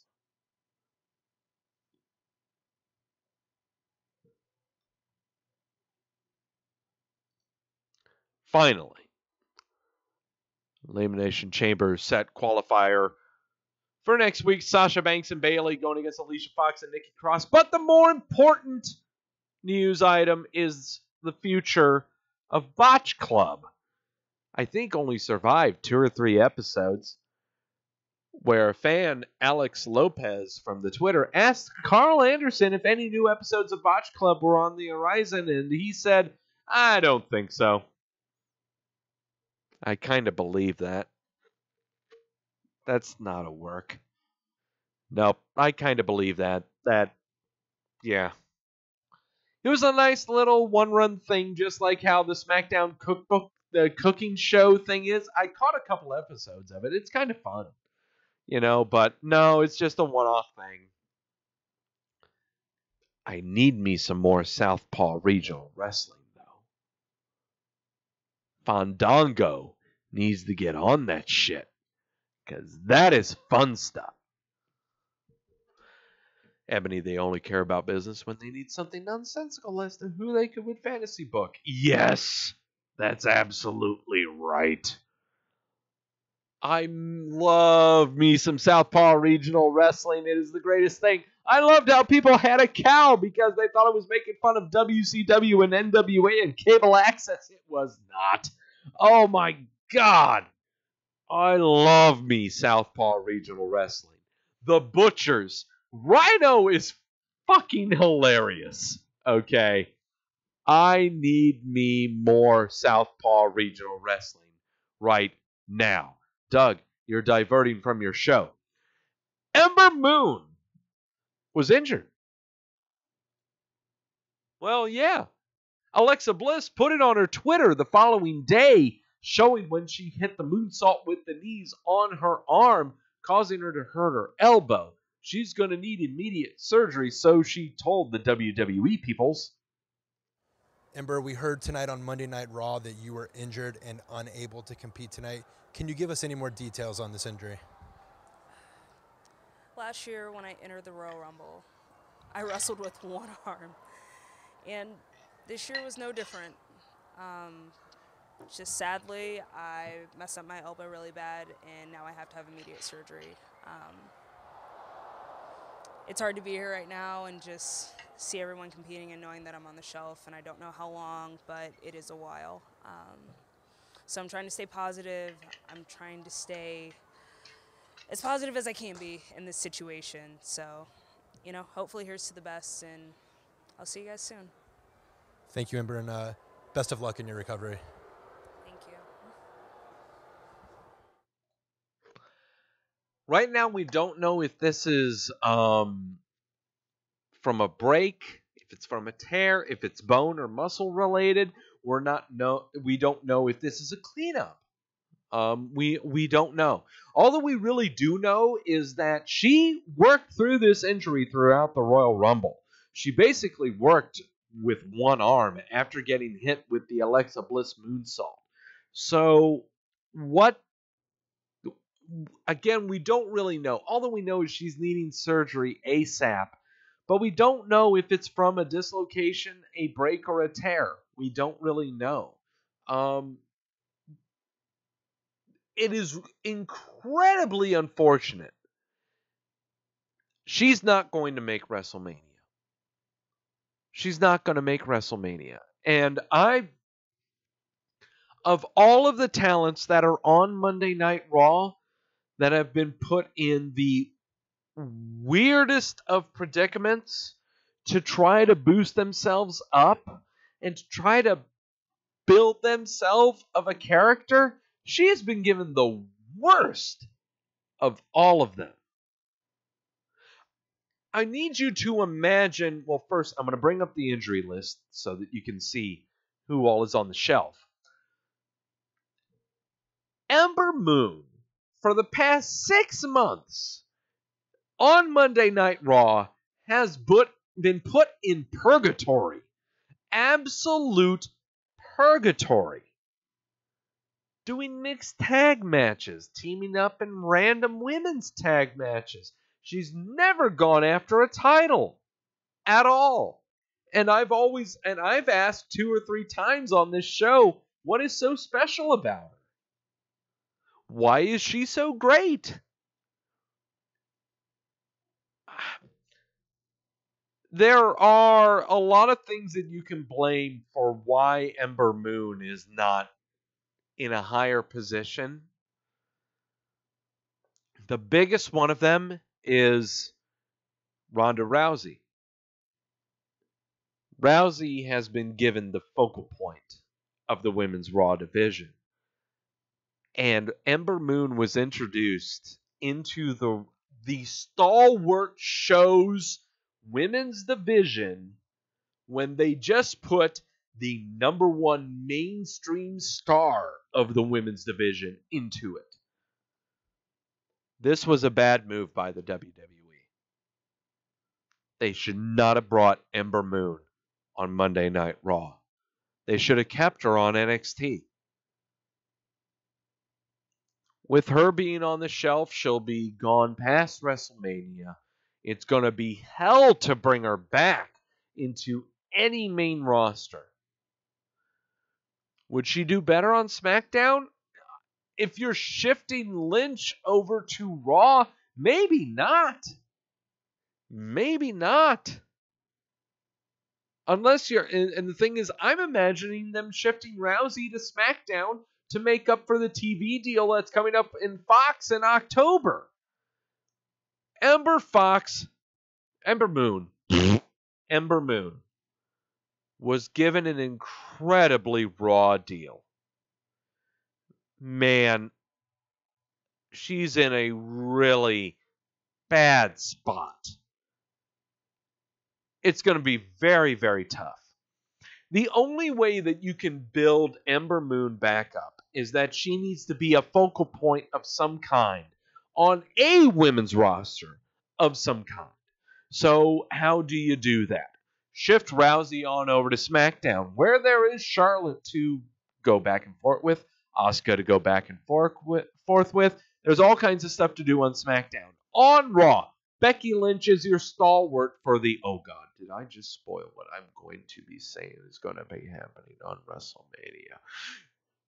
Where you have Becky Lynch on Raw to be your top woman, and Ember Moon can be built back up once she comes back from injury post-WrestleMania. Right now, Ember Moon is in a very, very tough spot, and it's in no fault of her own. She has just been fodder, is what she's been. It's not Rousey's fault. It's WWE Creative's fault. They didn't need to bring her up from NXT. They really didn't. After her feud with Shayna Baszler, you could have just had her be underneath as a mid-card women's talent on NXT to build up whatever women you may have on that brand. A Katie Catanzaro, a Candice LeRae, Io Shirai, Kairi Sane even more. You know, if you wanted to build them back up to a number one contender. Ember Moon had more promise on NXT this entire calendar year than she had on the WWE main roster this entire calendar year. Ember Moon, it's not her fault. It really isn't. It really isn't. Injury list reports. Here are your updates. Jason Jordan is backstage. He is selling t-shirts for Aeropostale and Tap Out. So we don't know if he's good to go just yet. Sami Zayn, torn rotator cuff on both shoulders. He should be back for WrestleMania times alongside Kevin Owens. Knee surgery actually on both knees. He should be good for WrestleMania times. Fandango, torn labrum, should be back next month. Hopefully soon. Very, very soon. I've been seeing his Twitter account. He's kind of active. He's kind of cut his hair, and I'm not a homosexual, but he is very attractive. He will show up soon next month. Roman Reigns has been battling leukemia since October. Everyone thinks that he has already fought it off just because there are pictures of him smiling on the internet. Stop it. We will never know. Okay? Luke Harper, wrist surgery. I imagine he'll be back in time for the Elimination Chamber. Not sure. Ty Dillinger, wrist surgery. Not sure. Do you miss him? Akam, knee surgery. Not back until May of this year. That is something to keep in mind and watch out for. Because they're right now keeping Razor of AOP in the limelight. That's something to keep in mind alongside Drake Maverick. So there you go. With the injury reports. Harper will be the latest of the Dark Planeteers, says Jamel. Maybe. We don't know. Who knows? However, those are the people that are injured. But there are other people who are perfectly healthy, who have not been on mainstream television of the WWE, I'm talking Raw, SmackDown, or pay-per-view, for at least 3 weeks. Who are those people? consulting the sources because they are on the WWE milk carton. Who are these people? Contact their friends and family. They are worried sick about them. Not the entire AOP. Not Razor. I needed to scratch that. I forgot to delete this picture. No. This is only in my heart that I kept this up. I love the AOP. I love them. Ty Dillinger. No, that's Tyler Breeze. Holy crap. 4 shots of tequila. It really hit me hard. Tyler Breeze has not been seen since the New Year's Eve Battle Royale. Are they saving his spot for when Fandango comes back? Probably. We'll see. Yeah, who knows? We'll see. Who knows? I'm just buying time here. I'm just procrastinating. This I need an explanation about. Sanity we have not seen since an 8-man tag pre-taped Christmas show. What are we doing with these guys? We've got a speculative book on these guys. What are we doing with Sanity? WWE Creative, look, you made a mistake bringing Ember Moon out of NXT. You made a major mistake bringing Sanity into the main roster because you haven't done shit with them. Why are they here? What are they doing? I'm not saying this because I want them to do something and have titles and run roughshod. I just want to know what the fuck your plan is. What are they doing? This is the second time they've appeared on this milk carton in an elongated time. With all the reports that we've had of people leaving because they're unhappy, why haven't I heard anything about them?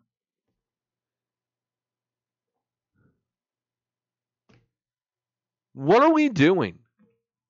Nikki Cross you're going to have on Raw next week. What are we doing? Why are they here? I haven't seen dark matches. Someone fill me in if they've been on main event. Someone. Because this is sad. No, this is really, really sad. This is a good act. It's been built upon. They've established this act. Why isn't it on? Or Superstars, or whatever the fuck the low-level show is that's on. I don't know if they still do it on the WWE Network. I mean, what are we doing? What's going on? Are we trying to build them up for heavy machinery in 8 months' time? Well, dear God, you better make work of it. Oh. The Colognes. They haven't been on TV since the Survivor Series. I've gotten to the point where I just don't care. We don't know. Where are the reports of their release? Where are the reports of them not being satisfied? Because they're being shown as a stereotype. Where are they? You know? They're capable. Incredibly capable. I'm sorry they're not from Japan or Europe. You know, South Central, you know, from New York or LA. I'm sorry that you don't recognize them, but they're completely capable talent. Why aren't you writing articles that they haven't been on TV and they aren't happy with where they are? Maybe getting new creative people may fix things, Doug says, Andrew. I don't even know who's in creative anymore. I don't even know who's in creative anymore. The Colognes might have become producers, Jamel said. Maybe. You know, I would like that. I would like it that they became producers and helped out with more on the 205 Live side. That sounds good. But I don't know anything. Matt Hardy said he's not retired. But then he said he was retired. And he hasn't shown up. And he hasn't done anything. And I just don't... Should I care about him? Let's be honest. Let's go ahead and be brutally honest right now. Okay? This Joker came up 2 years ago. A fantastic WrestleMania prize. And they inject his woke and broken gimmick. Fantastic stuff. Okay? Then on Twitter, he says he's performed his final house show. He hasn't been on television since SummerSlam. And then he says on Twitter 3 weeks ago, by a fan's request, that he's still active and that he's still good to go. But he hasn't been on TV. What do I do with this Joker?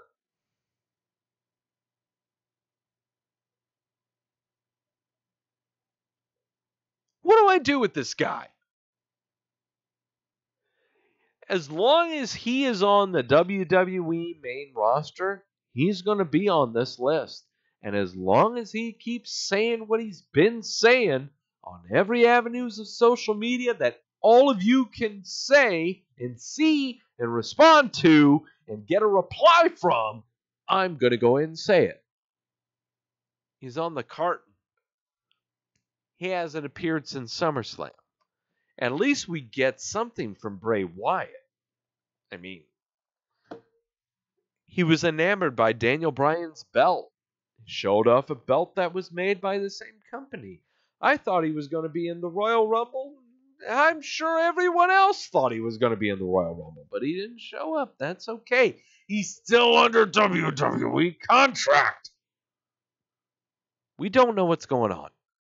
I have more stock that he's going to show up quicker than Matt Hardy is.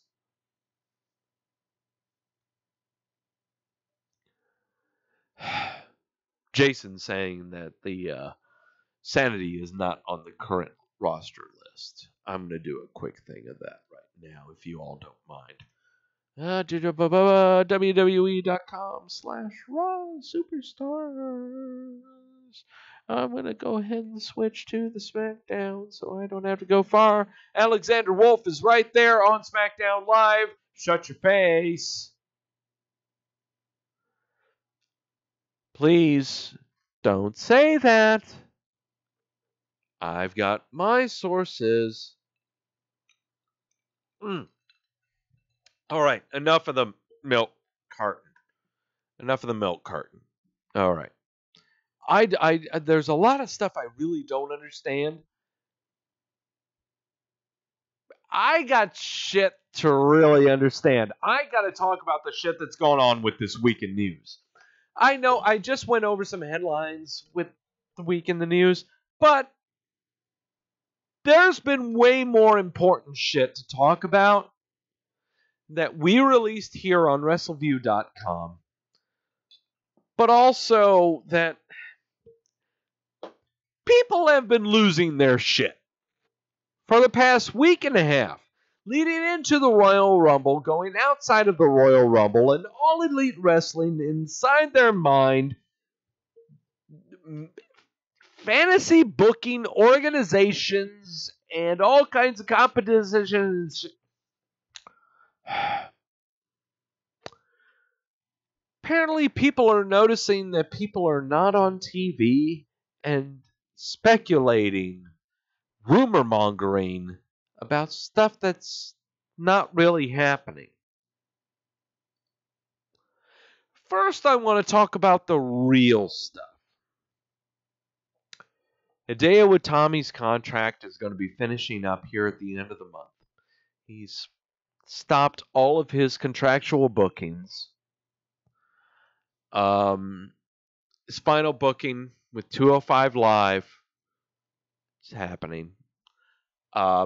he lost in a fatal four-way for the Cruiserweight title on the pre-show for Royal Rumble. He's 37 years old, okay? Number one. He changed his Twitter handle back to his original Kenta handle. And just left it with a thank you. Go ahead and bring it up here for you all to look at. Just saying thank you. And this was not but, if I'm looking at from yesterday, this was 5 minutes near midnight yesterday. Okay. I put tremendous stock in this. Kenta misses his homeland.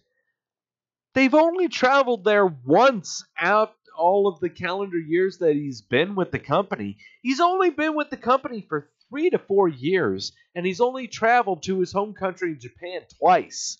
He has been riddled with injuries.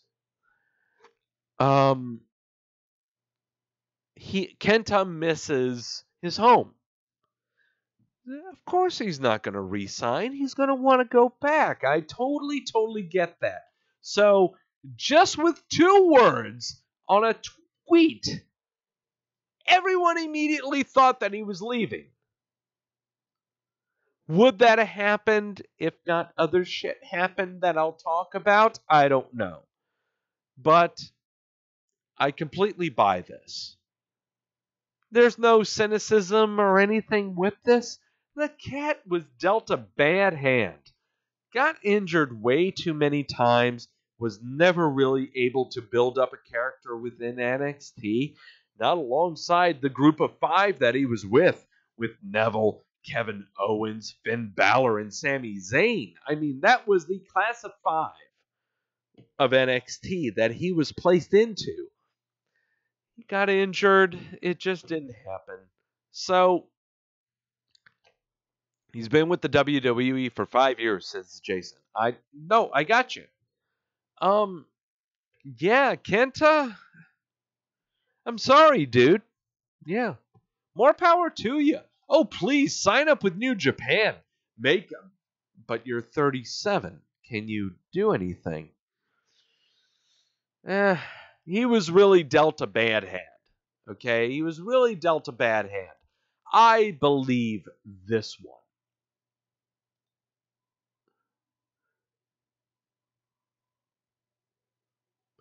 All right.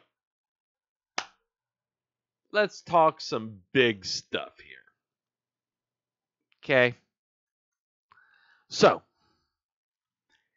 immediately following Monday Night Raw, reports ran rampant throughout the internet. I saw it on Twitter. I saw it on Facebook. I saw it everywhere. It was mainly Twitter.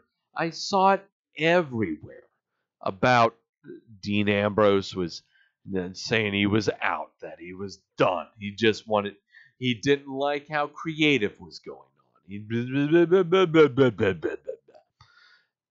I want to give you what Adam Martin, alongside myself, well, no, I didn't do anything. I'm sorry. I take that back. There was a lot of traffic going on with this item. Okay. And Adam Martin with us at Wrestleview posted this. In a story first reported by PW Torch, Dean Ambrose informed WWE officials this weekend he would be leaving when his current deal expires in a few months. Keep in mind a few months. We don't know a date in a few months. Ambrose, former WWE champion, was said to have informed both WWE officials and McMahon directly of his decision. PW Insider reports that Ambrose was offered a new 5-year deal and turned it down. His current deal expires shortly after WrestleMania. 5 years? 5 years? Since when was ever a professional wrestler given a deal of 5 years? Do you know how long that is in professional wrestling organization booking storyline years? You're high. I don't care how old this fuck is. 5 years?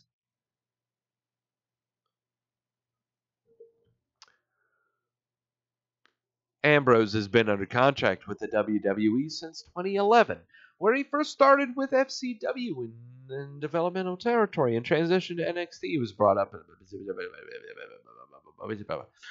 All right. Same report by PWI Insider noted that his current deal, which either expires sometime in April or May, could see WWE attempt to come back with an even bigger offer to keep him with the company and prevent him from signing with AEW, New Japan, Ring of Honor, Impact, or any other wrestling. Stop it! The report by PW Torch stated that Ambrose has been frustrated with the creative direction of his character in WWE and that he simply reached a breaking point recently. There's a difference between news and fantasy. Ladies and gentlemen, if you've been following me with Wrestleview.com and the Wrestleview VIP days and Wrestleview radio days, talking about the talents that I enjoy and I like watching and everything, I am an incredibly big Damian Sandow fan and Drew McIntyre fan. Back then, I loved him. I just saw something. I just don't know what it was. I just saw something. Damian Sandow with his genius-like Lanny Poffo, I loved it. I absolutely loved it. Then they turned him into a badass. Then he fell into limbo. Then they turned him into a stunt double with Miz. There you go, and that's how he was sent off.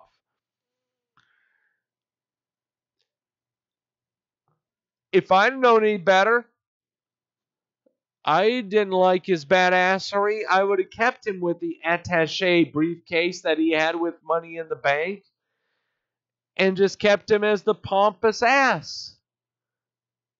And that's how I would have booked him. And I wouldn't have had him cashed in until a month before WrestleMania, so that he would be a champ for a month in order to lose it to the babyface, whoever that would have may been. Just because you're not liking what you see on TV doesn't mean that that's what the organization doesn't like seeing. Ebony's saying it right now. I've been on the Drew bandwagon for a long time. I was on the Drew bandwagon a long time. Okay?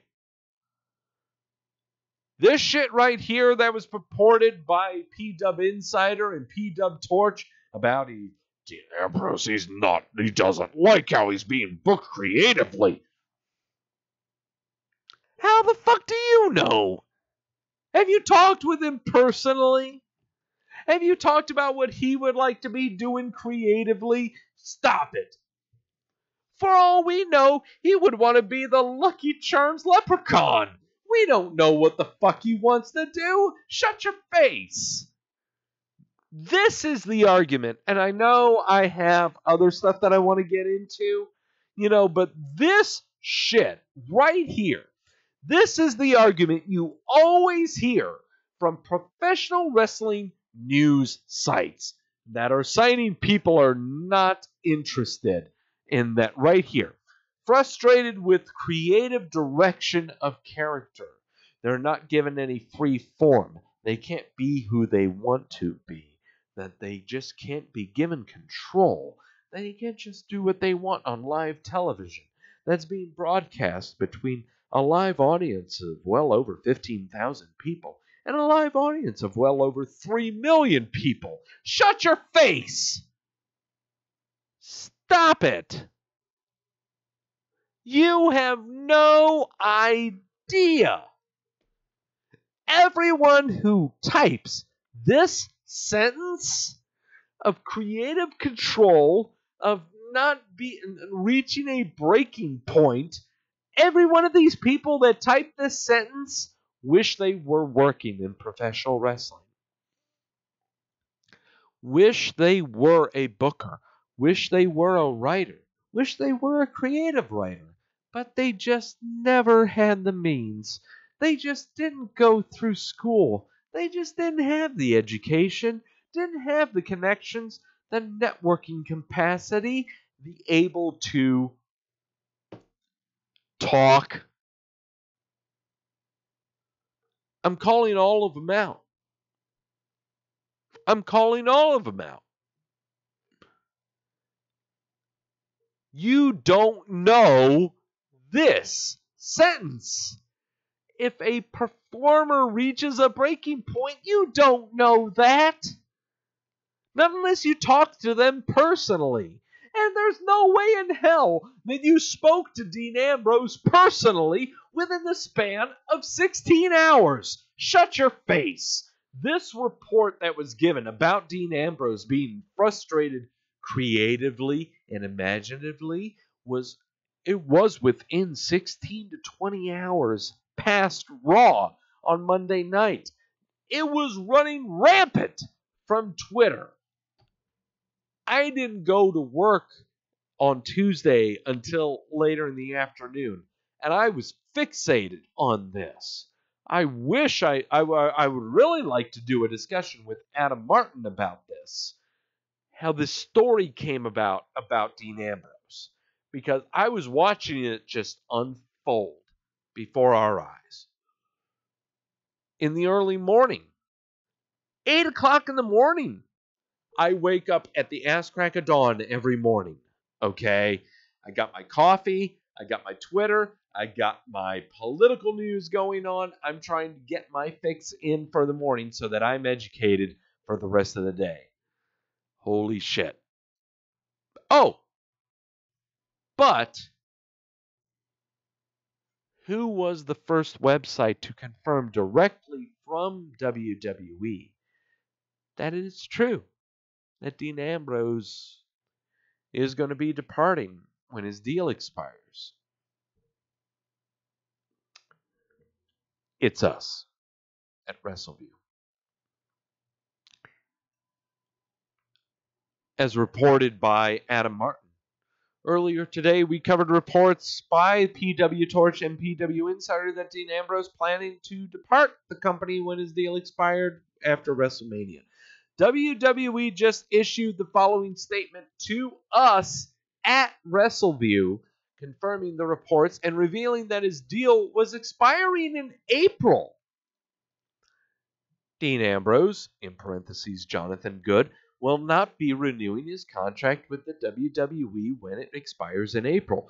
We are grateful and appreciative for all that Dean has given to the WWE and our fans. We wish him well and hope that one day Dean will return to the WWE.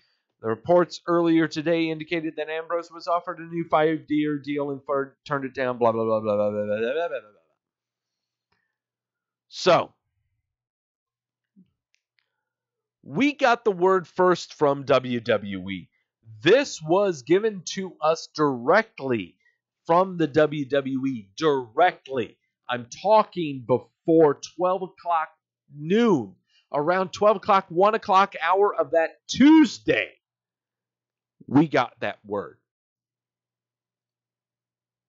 That's what we got.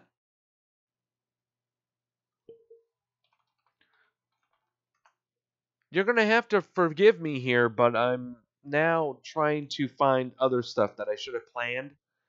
But yeah. We got that word from Doug, and all of the other sites started attributing us. PW Torch, Wrestling Observer, everyone acknowledging what we reported. However, I'm just going to leave it at this. I'm not going to find it right now, but that same quote that you're looking at right there was posted on the WWE website 4 hours later.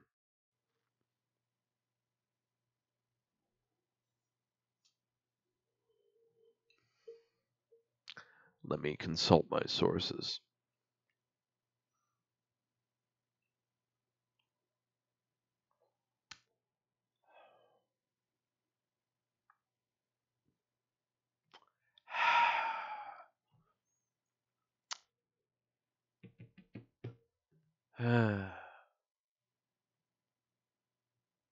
First off, props to us for getting the scoop before the WWE posted their comments to us on their website. We beat everyone to the punch. We beat everyone to the confirmation. We beat them all. Yeah. Because we believe on our website journalistic ethics. We are not going to report rumors or anything unless we have confirmation. There's nothing. Can you blame us for that? Absolutely not. News, not rumor, not innuendo. Hold on. You want me to give you examples of some rumor and innuendo here? Hold on. Just hold on here. Remember, it was earlier this week, it was reported that the current WWE Women's Champion, Ronda Rousey, she was going to finish after WrestleMania 35, reported by Dark Overlord Meltzer that there was a very good chance that she was going to finish up with the company right after WrestleMania. You know, she even thought about having a family and everything. It was even posted by, look at this, okay? Few months later, Rousey told ESPN that she had a set timeline when coming to terms with the WWE on a contract last year. However, Rousey indicated in the same interview that she was already thinking the previous commitment and seemed to suggest that she was enjoying her time in the ring more than she expected. I love this way more than I ever thought I would. We had a timeline set, and now we aren't so sure about it because I love it so much. I guess that's the best thing that could have happened. That I would love it so much, I would be so hard to stop. I can see why people have a hard time leaving this industry because it's such a joy to be a part of every day. PW Insider read inside this quote during the Royal Rumble to feed doubt into everyone, to build them up to hating Ronda Rousey, to feed doubt into an internet crowd that is not the majority of professional wrestling fans, to not like Ronda Rousey.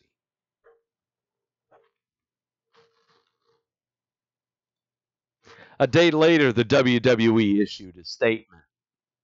Ronda Rousey is under contract with the WWE until April 10th, 2021. Whether she wants to start a family is her private matter.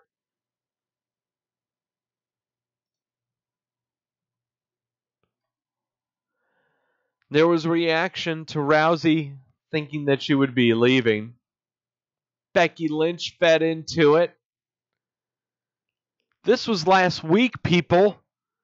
I'd be looking for the exit door if I was coming for me too. Nia Jax, bye-bye.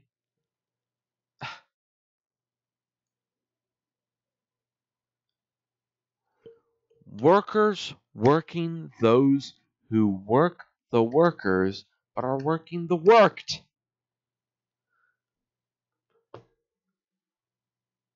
And everyone's falling for it. Everyone is falling for this.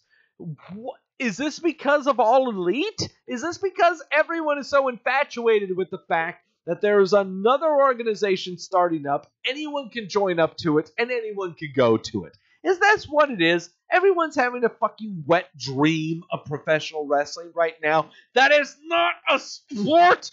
That is a television show.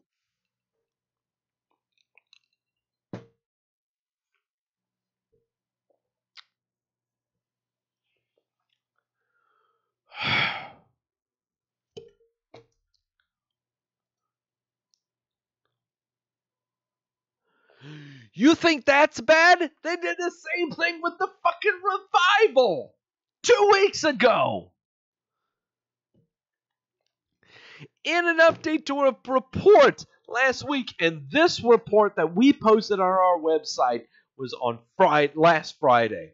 Update to a report last week regarding the Revival requesting to be released. Dark Overlord Meltzer's Wrestling Observer newsletter reports that their deals don't expire until April of 2020. Last week, they were saying that the Revival was calling for their release. They ain't leaving for another year.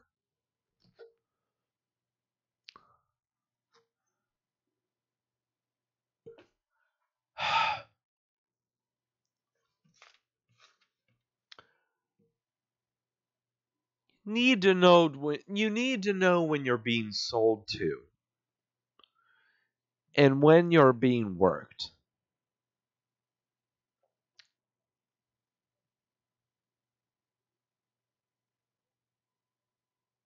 Right now, in my opinion, this confirmation from the WWE, when they sent it directly to us at Wrestleview, hell yeah. But the same statement verbatim was put on their website for everyone to see.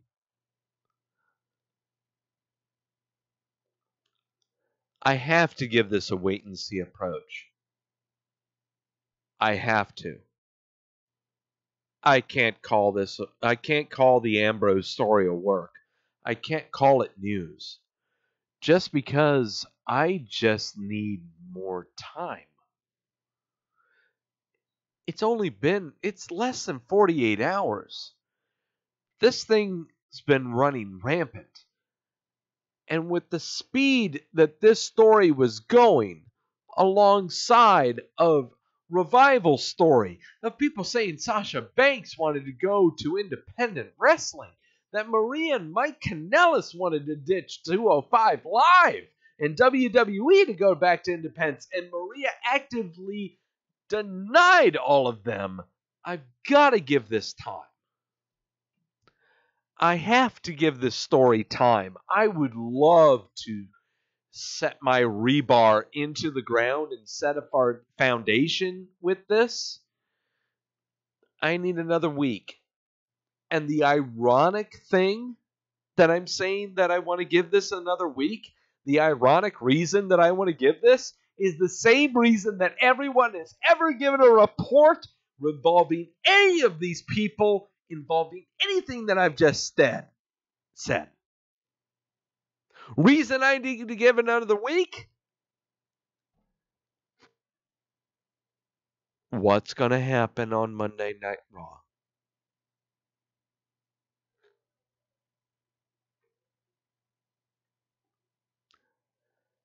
Most of these reports only know what they see on TV.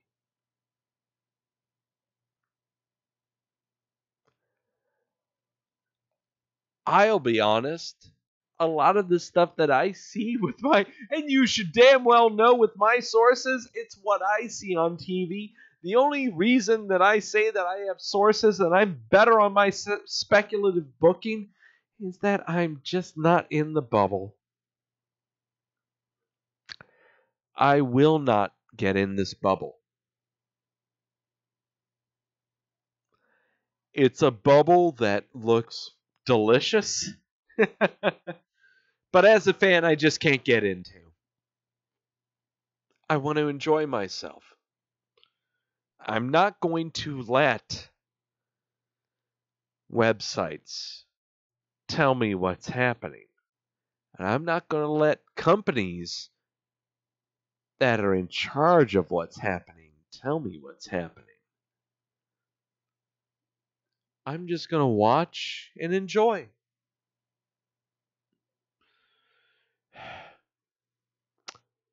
There seems to be a lot of battling amongst wrestling websites to get views, to get clicks.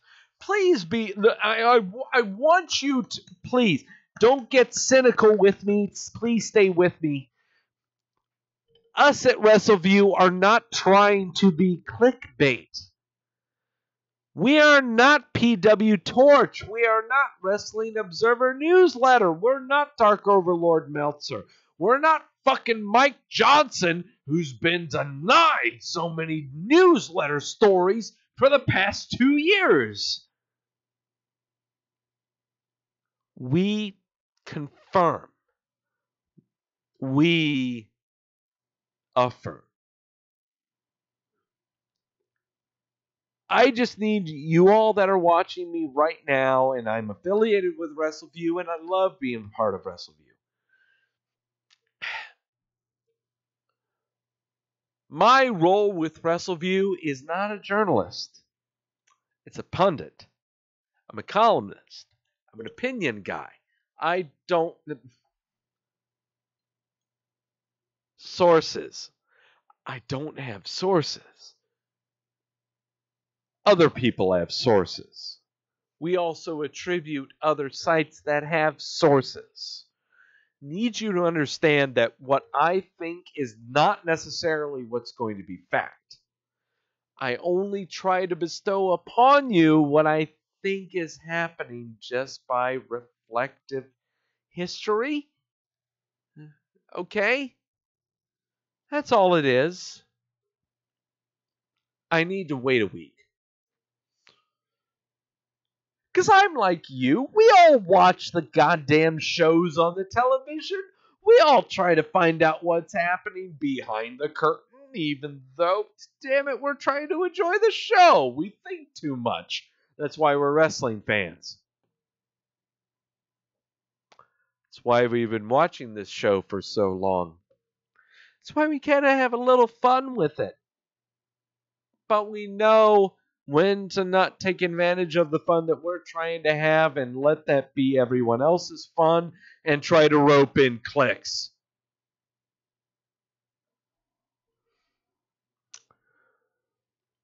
Pay attention to next week's Monday Night Raw. What are they going to do with Dean Ambrose? I'm really curious about that. Because the WWE has never released a statement like this on their website. Look, the comparison that I can think of when it comes to something like this that's happening with Dean Ambrose, everyone knows I'm a humongous Cleveland Indians fan. I love my tribe. I've been following them since I was 6 years old. This off-season with my Cleveland Indians baseball team, we have so many players have been lost to free agency. We lost Encarnacion and Yan Gomes and Cody Allen. The closer. We've lost a lot of players to our team. But I was never given notifications on my cell phone from them. I received notifications about my favorite baseball team from my toddler childhood about them. I haven't gotten them. They tell me who we have signed, but not who we have lost. Since when has the WWE ever let you know who we are actively going to lose?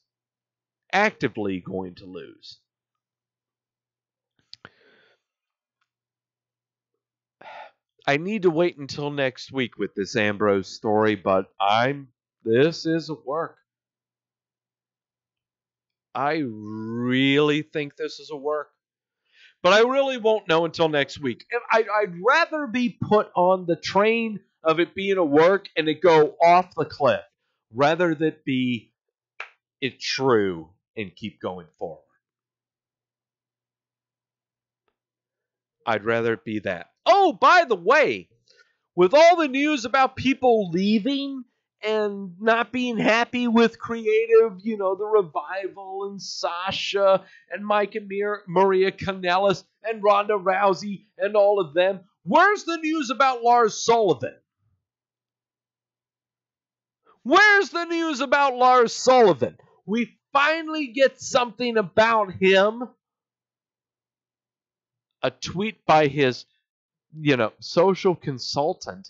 There's been a lot of speculation about Lars recently. It's true, he went missing several weeks ago, and I was just able to contact him this morning. Lars wants everyone to know he's in a good place and is sorry to everyone he's disappointed. Where is the talk about Lars Sullivan? Fuck every other news site. Fuck all of you. What about him? Where's the news about him? I'm sorry he's not an internet darling. I'm sorry he doesn't stand under 6 foot and you can't identify with him. I'm sorry that... Fucking where's the news about him? Fuck all the other news sites. Nothing about him. Oh, by the way, I'm going to a wrestling show on Friday. Doug, what wrestling show are you going to on Friday? Oh, I'm going to a New Japan professional wrestling show. Yeah, it's this Friday. Doug, where is it? Well, it's right in my backyard. It's over in Charlotte, over the Grady Cole Center. I talked about it a couple of weeks ago. Wow, Doug, that's awesome. Oh, who's going to be there? Is Okada going to be there? Is Naito going to be there? Is Tanahashi going to be there? What about the Switchblade guy? What about all of them? Are they going to be there? No.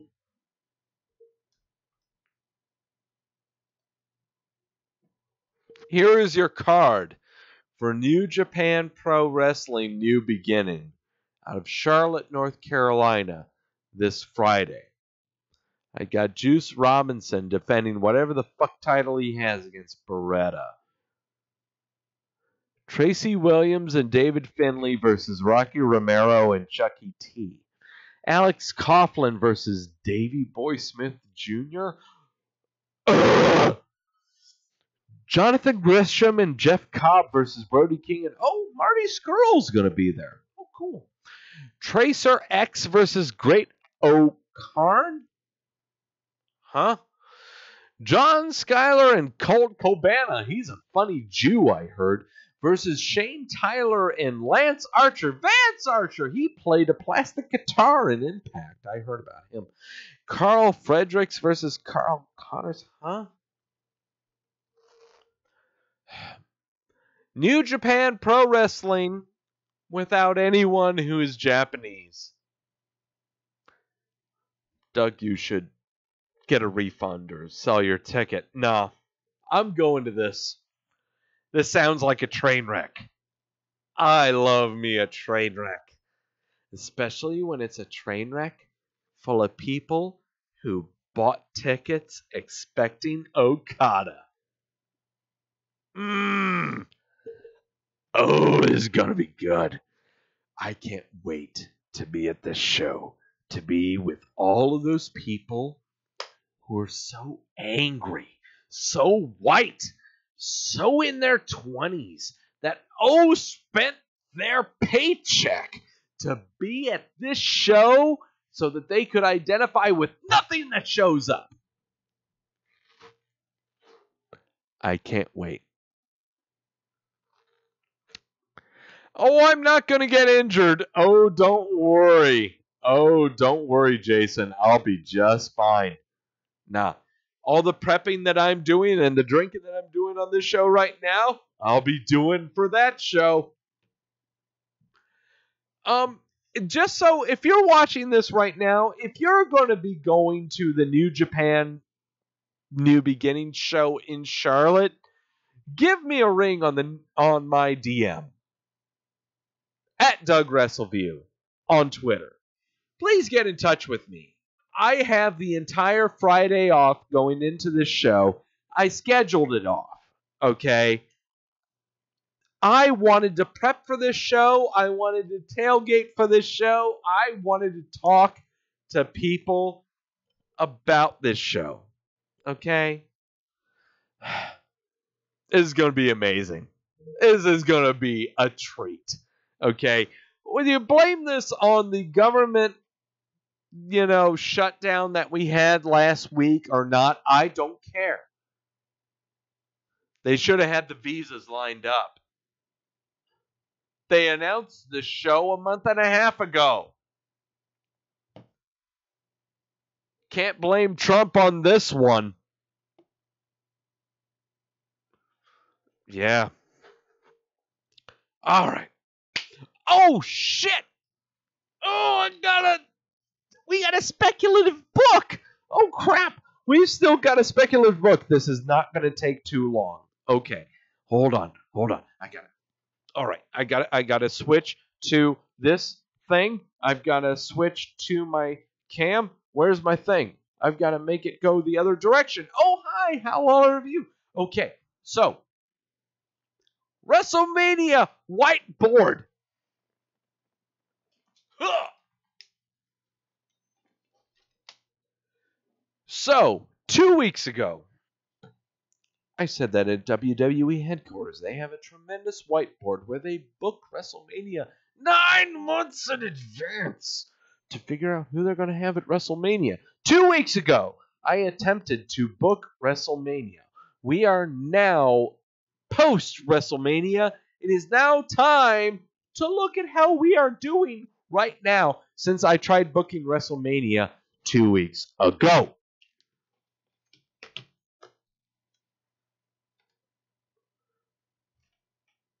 Bork and Seth, main event, WWE title clusterfuck, and a ladder match at that. Ronda Rousey, Becky Lynch, Asuka, and Charlotte in a rematch. Lashley, Owens for the Intercontinental title. U.S. title clusterfuck.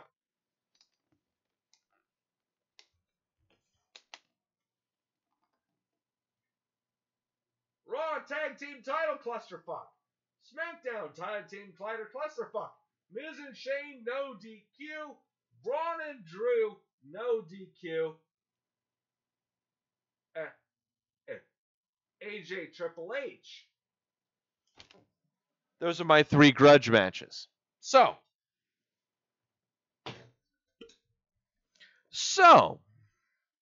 oh wow, look at that. Did we just confirm 2 of those matches for WrestleMania? You're goddamn right. You're goddamn right, we did. Our sources are so good. So, all right. Speculative bookers. WrestleMania. Right now, I am not.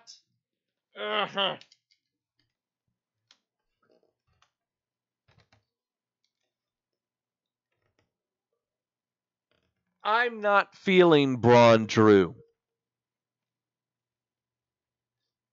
This match I am not feeling right now.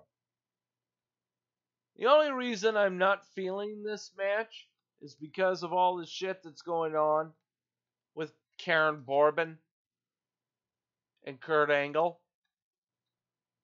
You know, that's the only thing. So, let's look at that for a little bit. But this other one, this AJ Triple H match, oh, we're going to ditch that right now. Bear in mind, the only reason I booked AJ Triple H was because of Vince McMahon slapping AJ Styles. But apparently they really didn't pan out with that. So, no.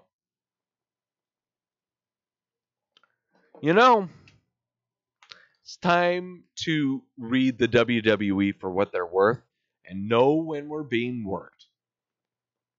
You know where I'm going with this one.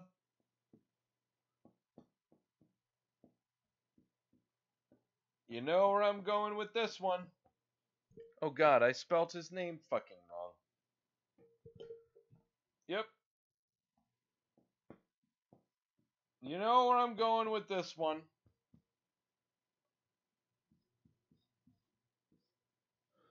Here we go. We're taking out the AJ Triple H match.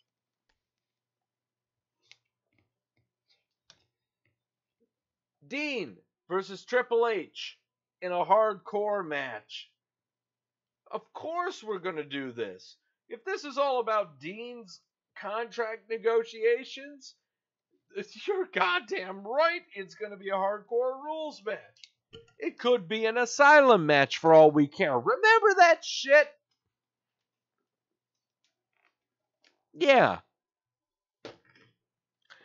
Another one that I need to augment on this one. The Braun Drew match, I'm kind of not really feeling right now because of what's happened on Monday night where Karen Borbin interjected himself. Let's take that. Let's shake things up. Here's where this is going to be weird.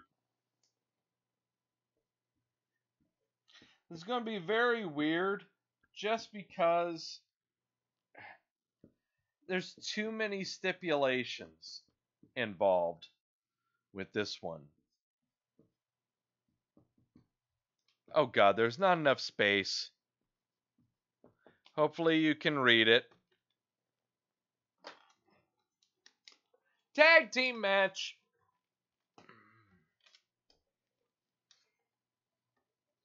Tag team match.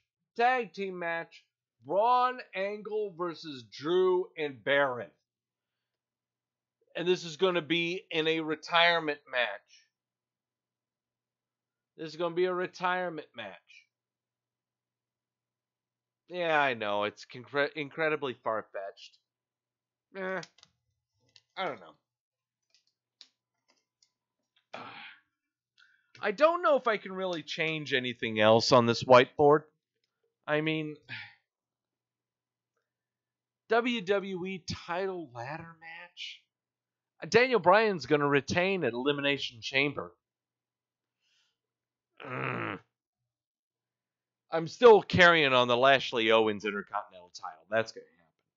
U.S. title clusterfuck, that's absolutely going to happen. We're seeing that right now. Yeah, a CJ WWE title, I know that's not going to be a clusterfuck, but I don't know who's going to step up. Raw tag title, SmackDown tag title clusterfuck, I don't know what's happening. Miz and Shane, no DQ. Oh, that's happening. That's happening. But oh my God. That's for speculative booking. Oh my God. Take a break from that one.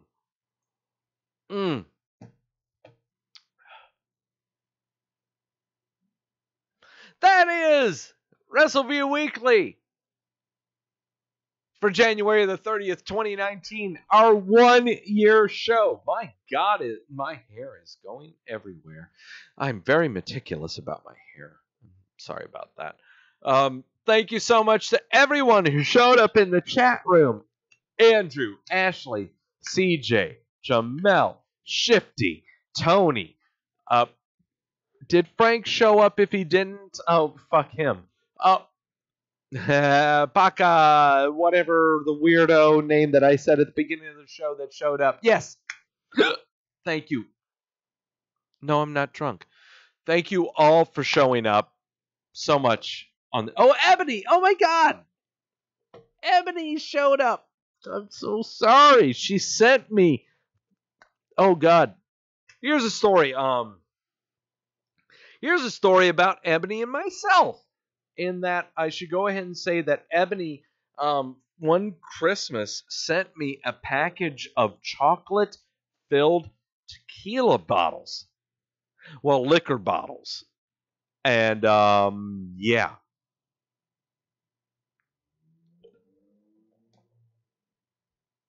So, yeah. I'm sorry about that, Ebony. I remember those. Yeah, so... He's plastered? No. I'm organized.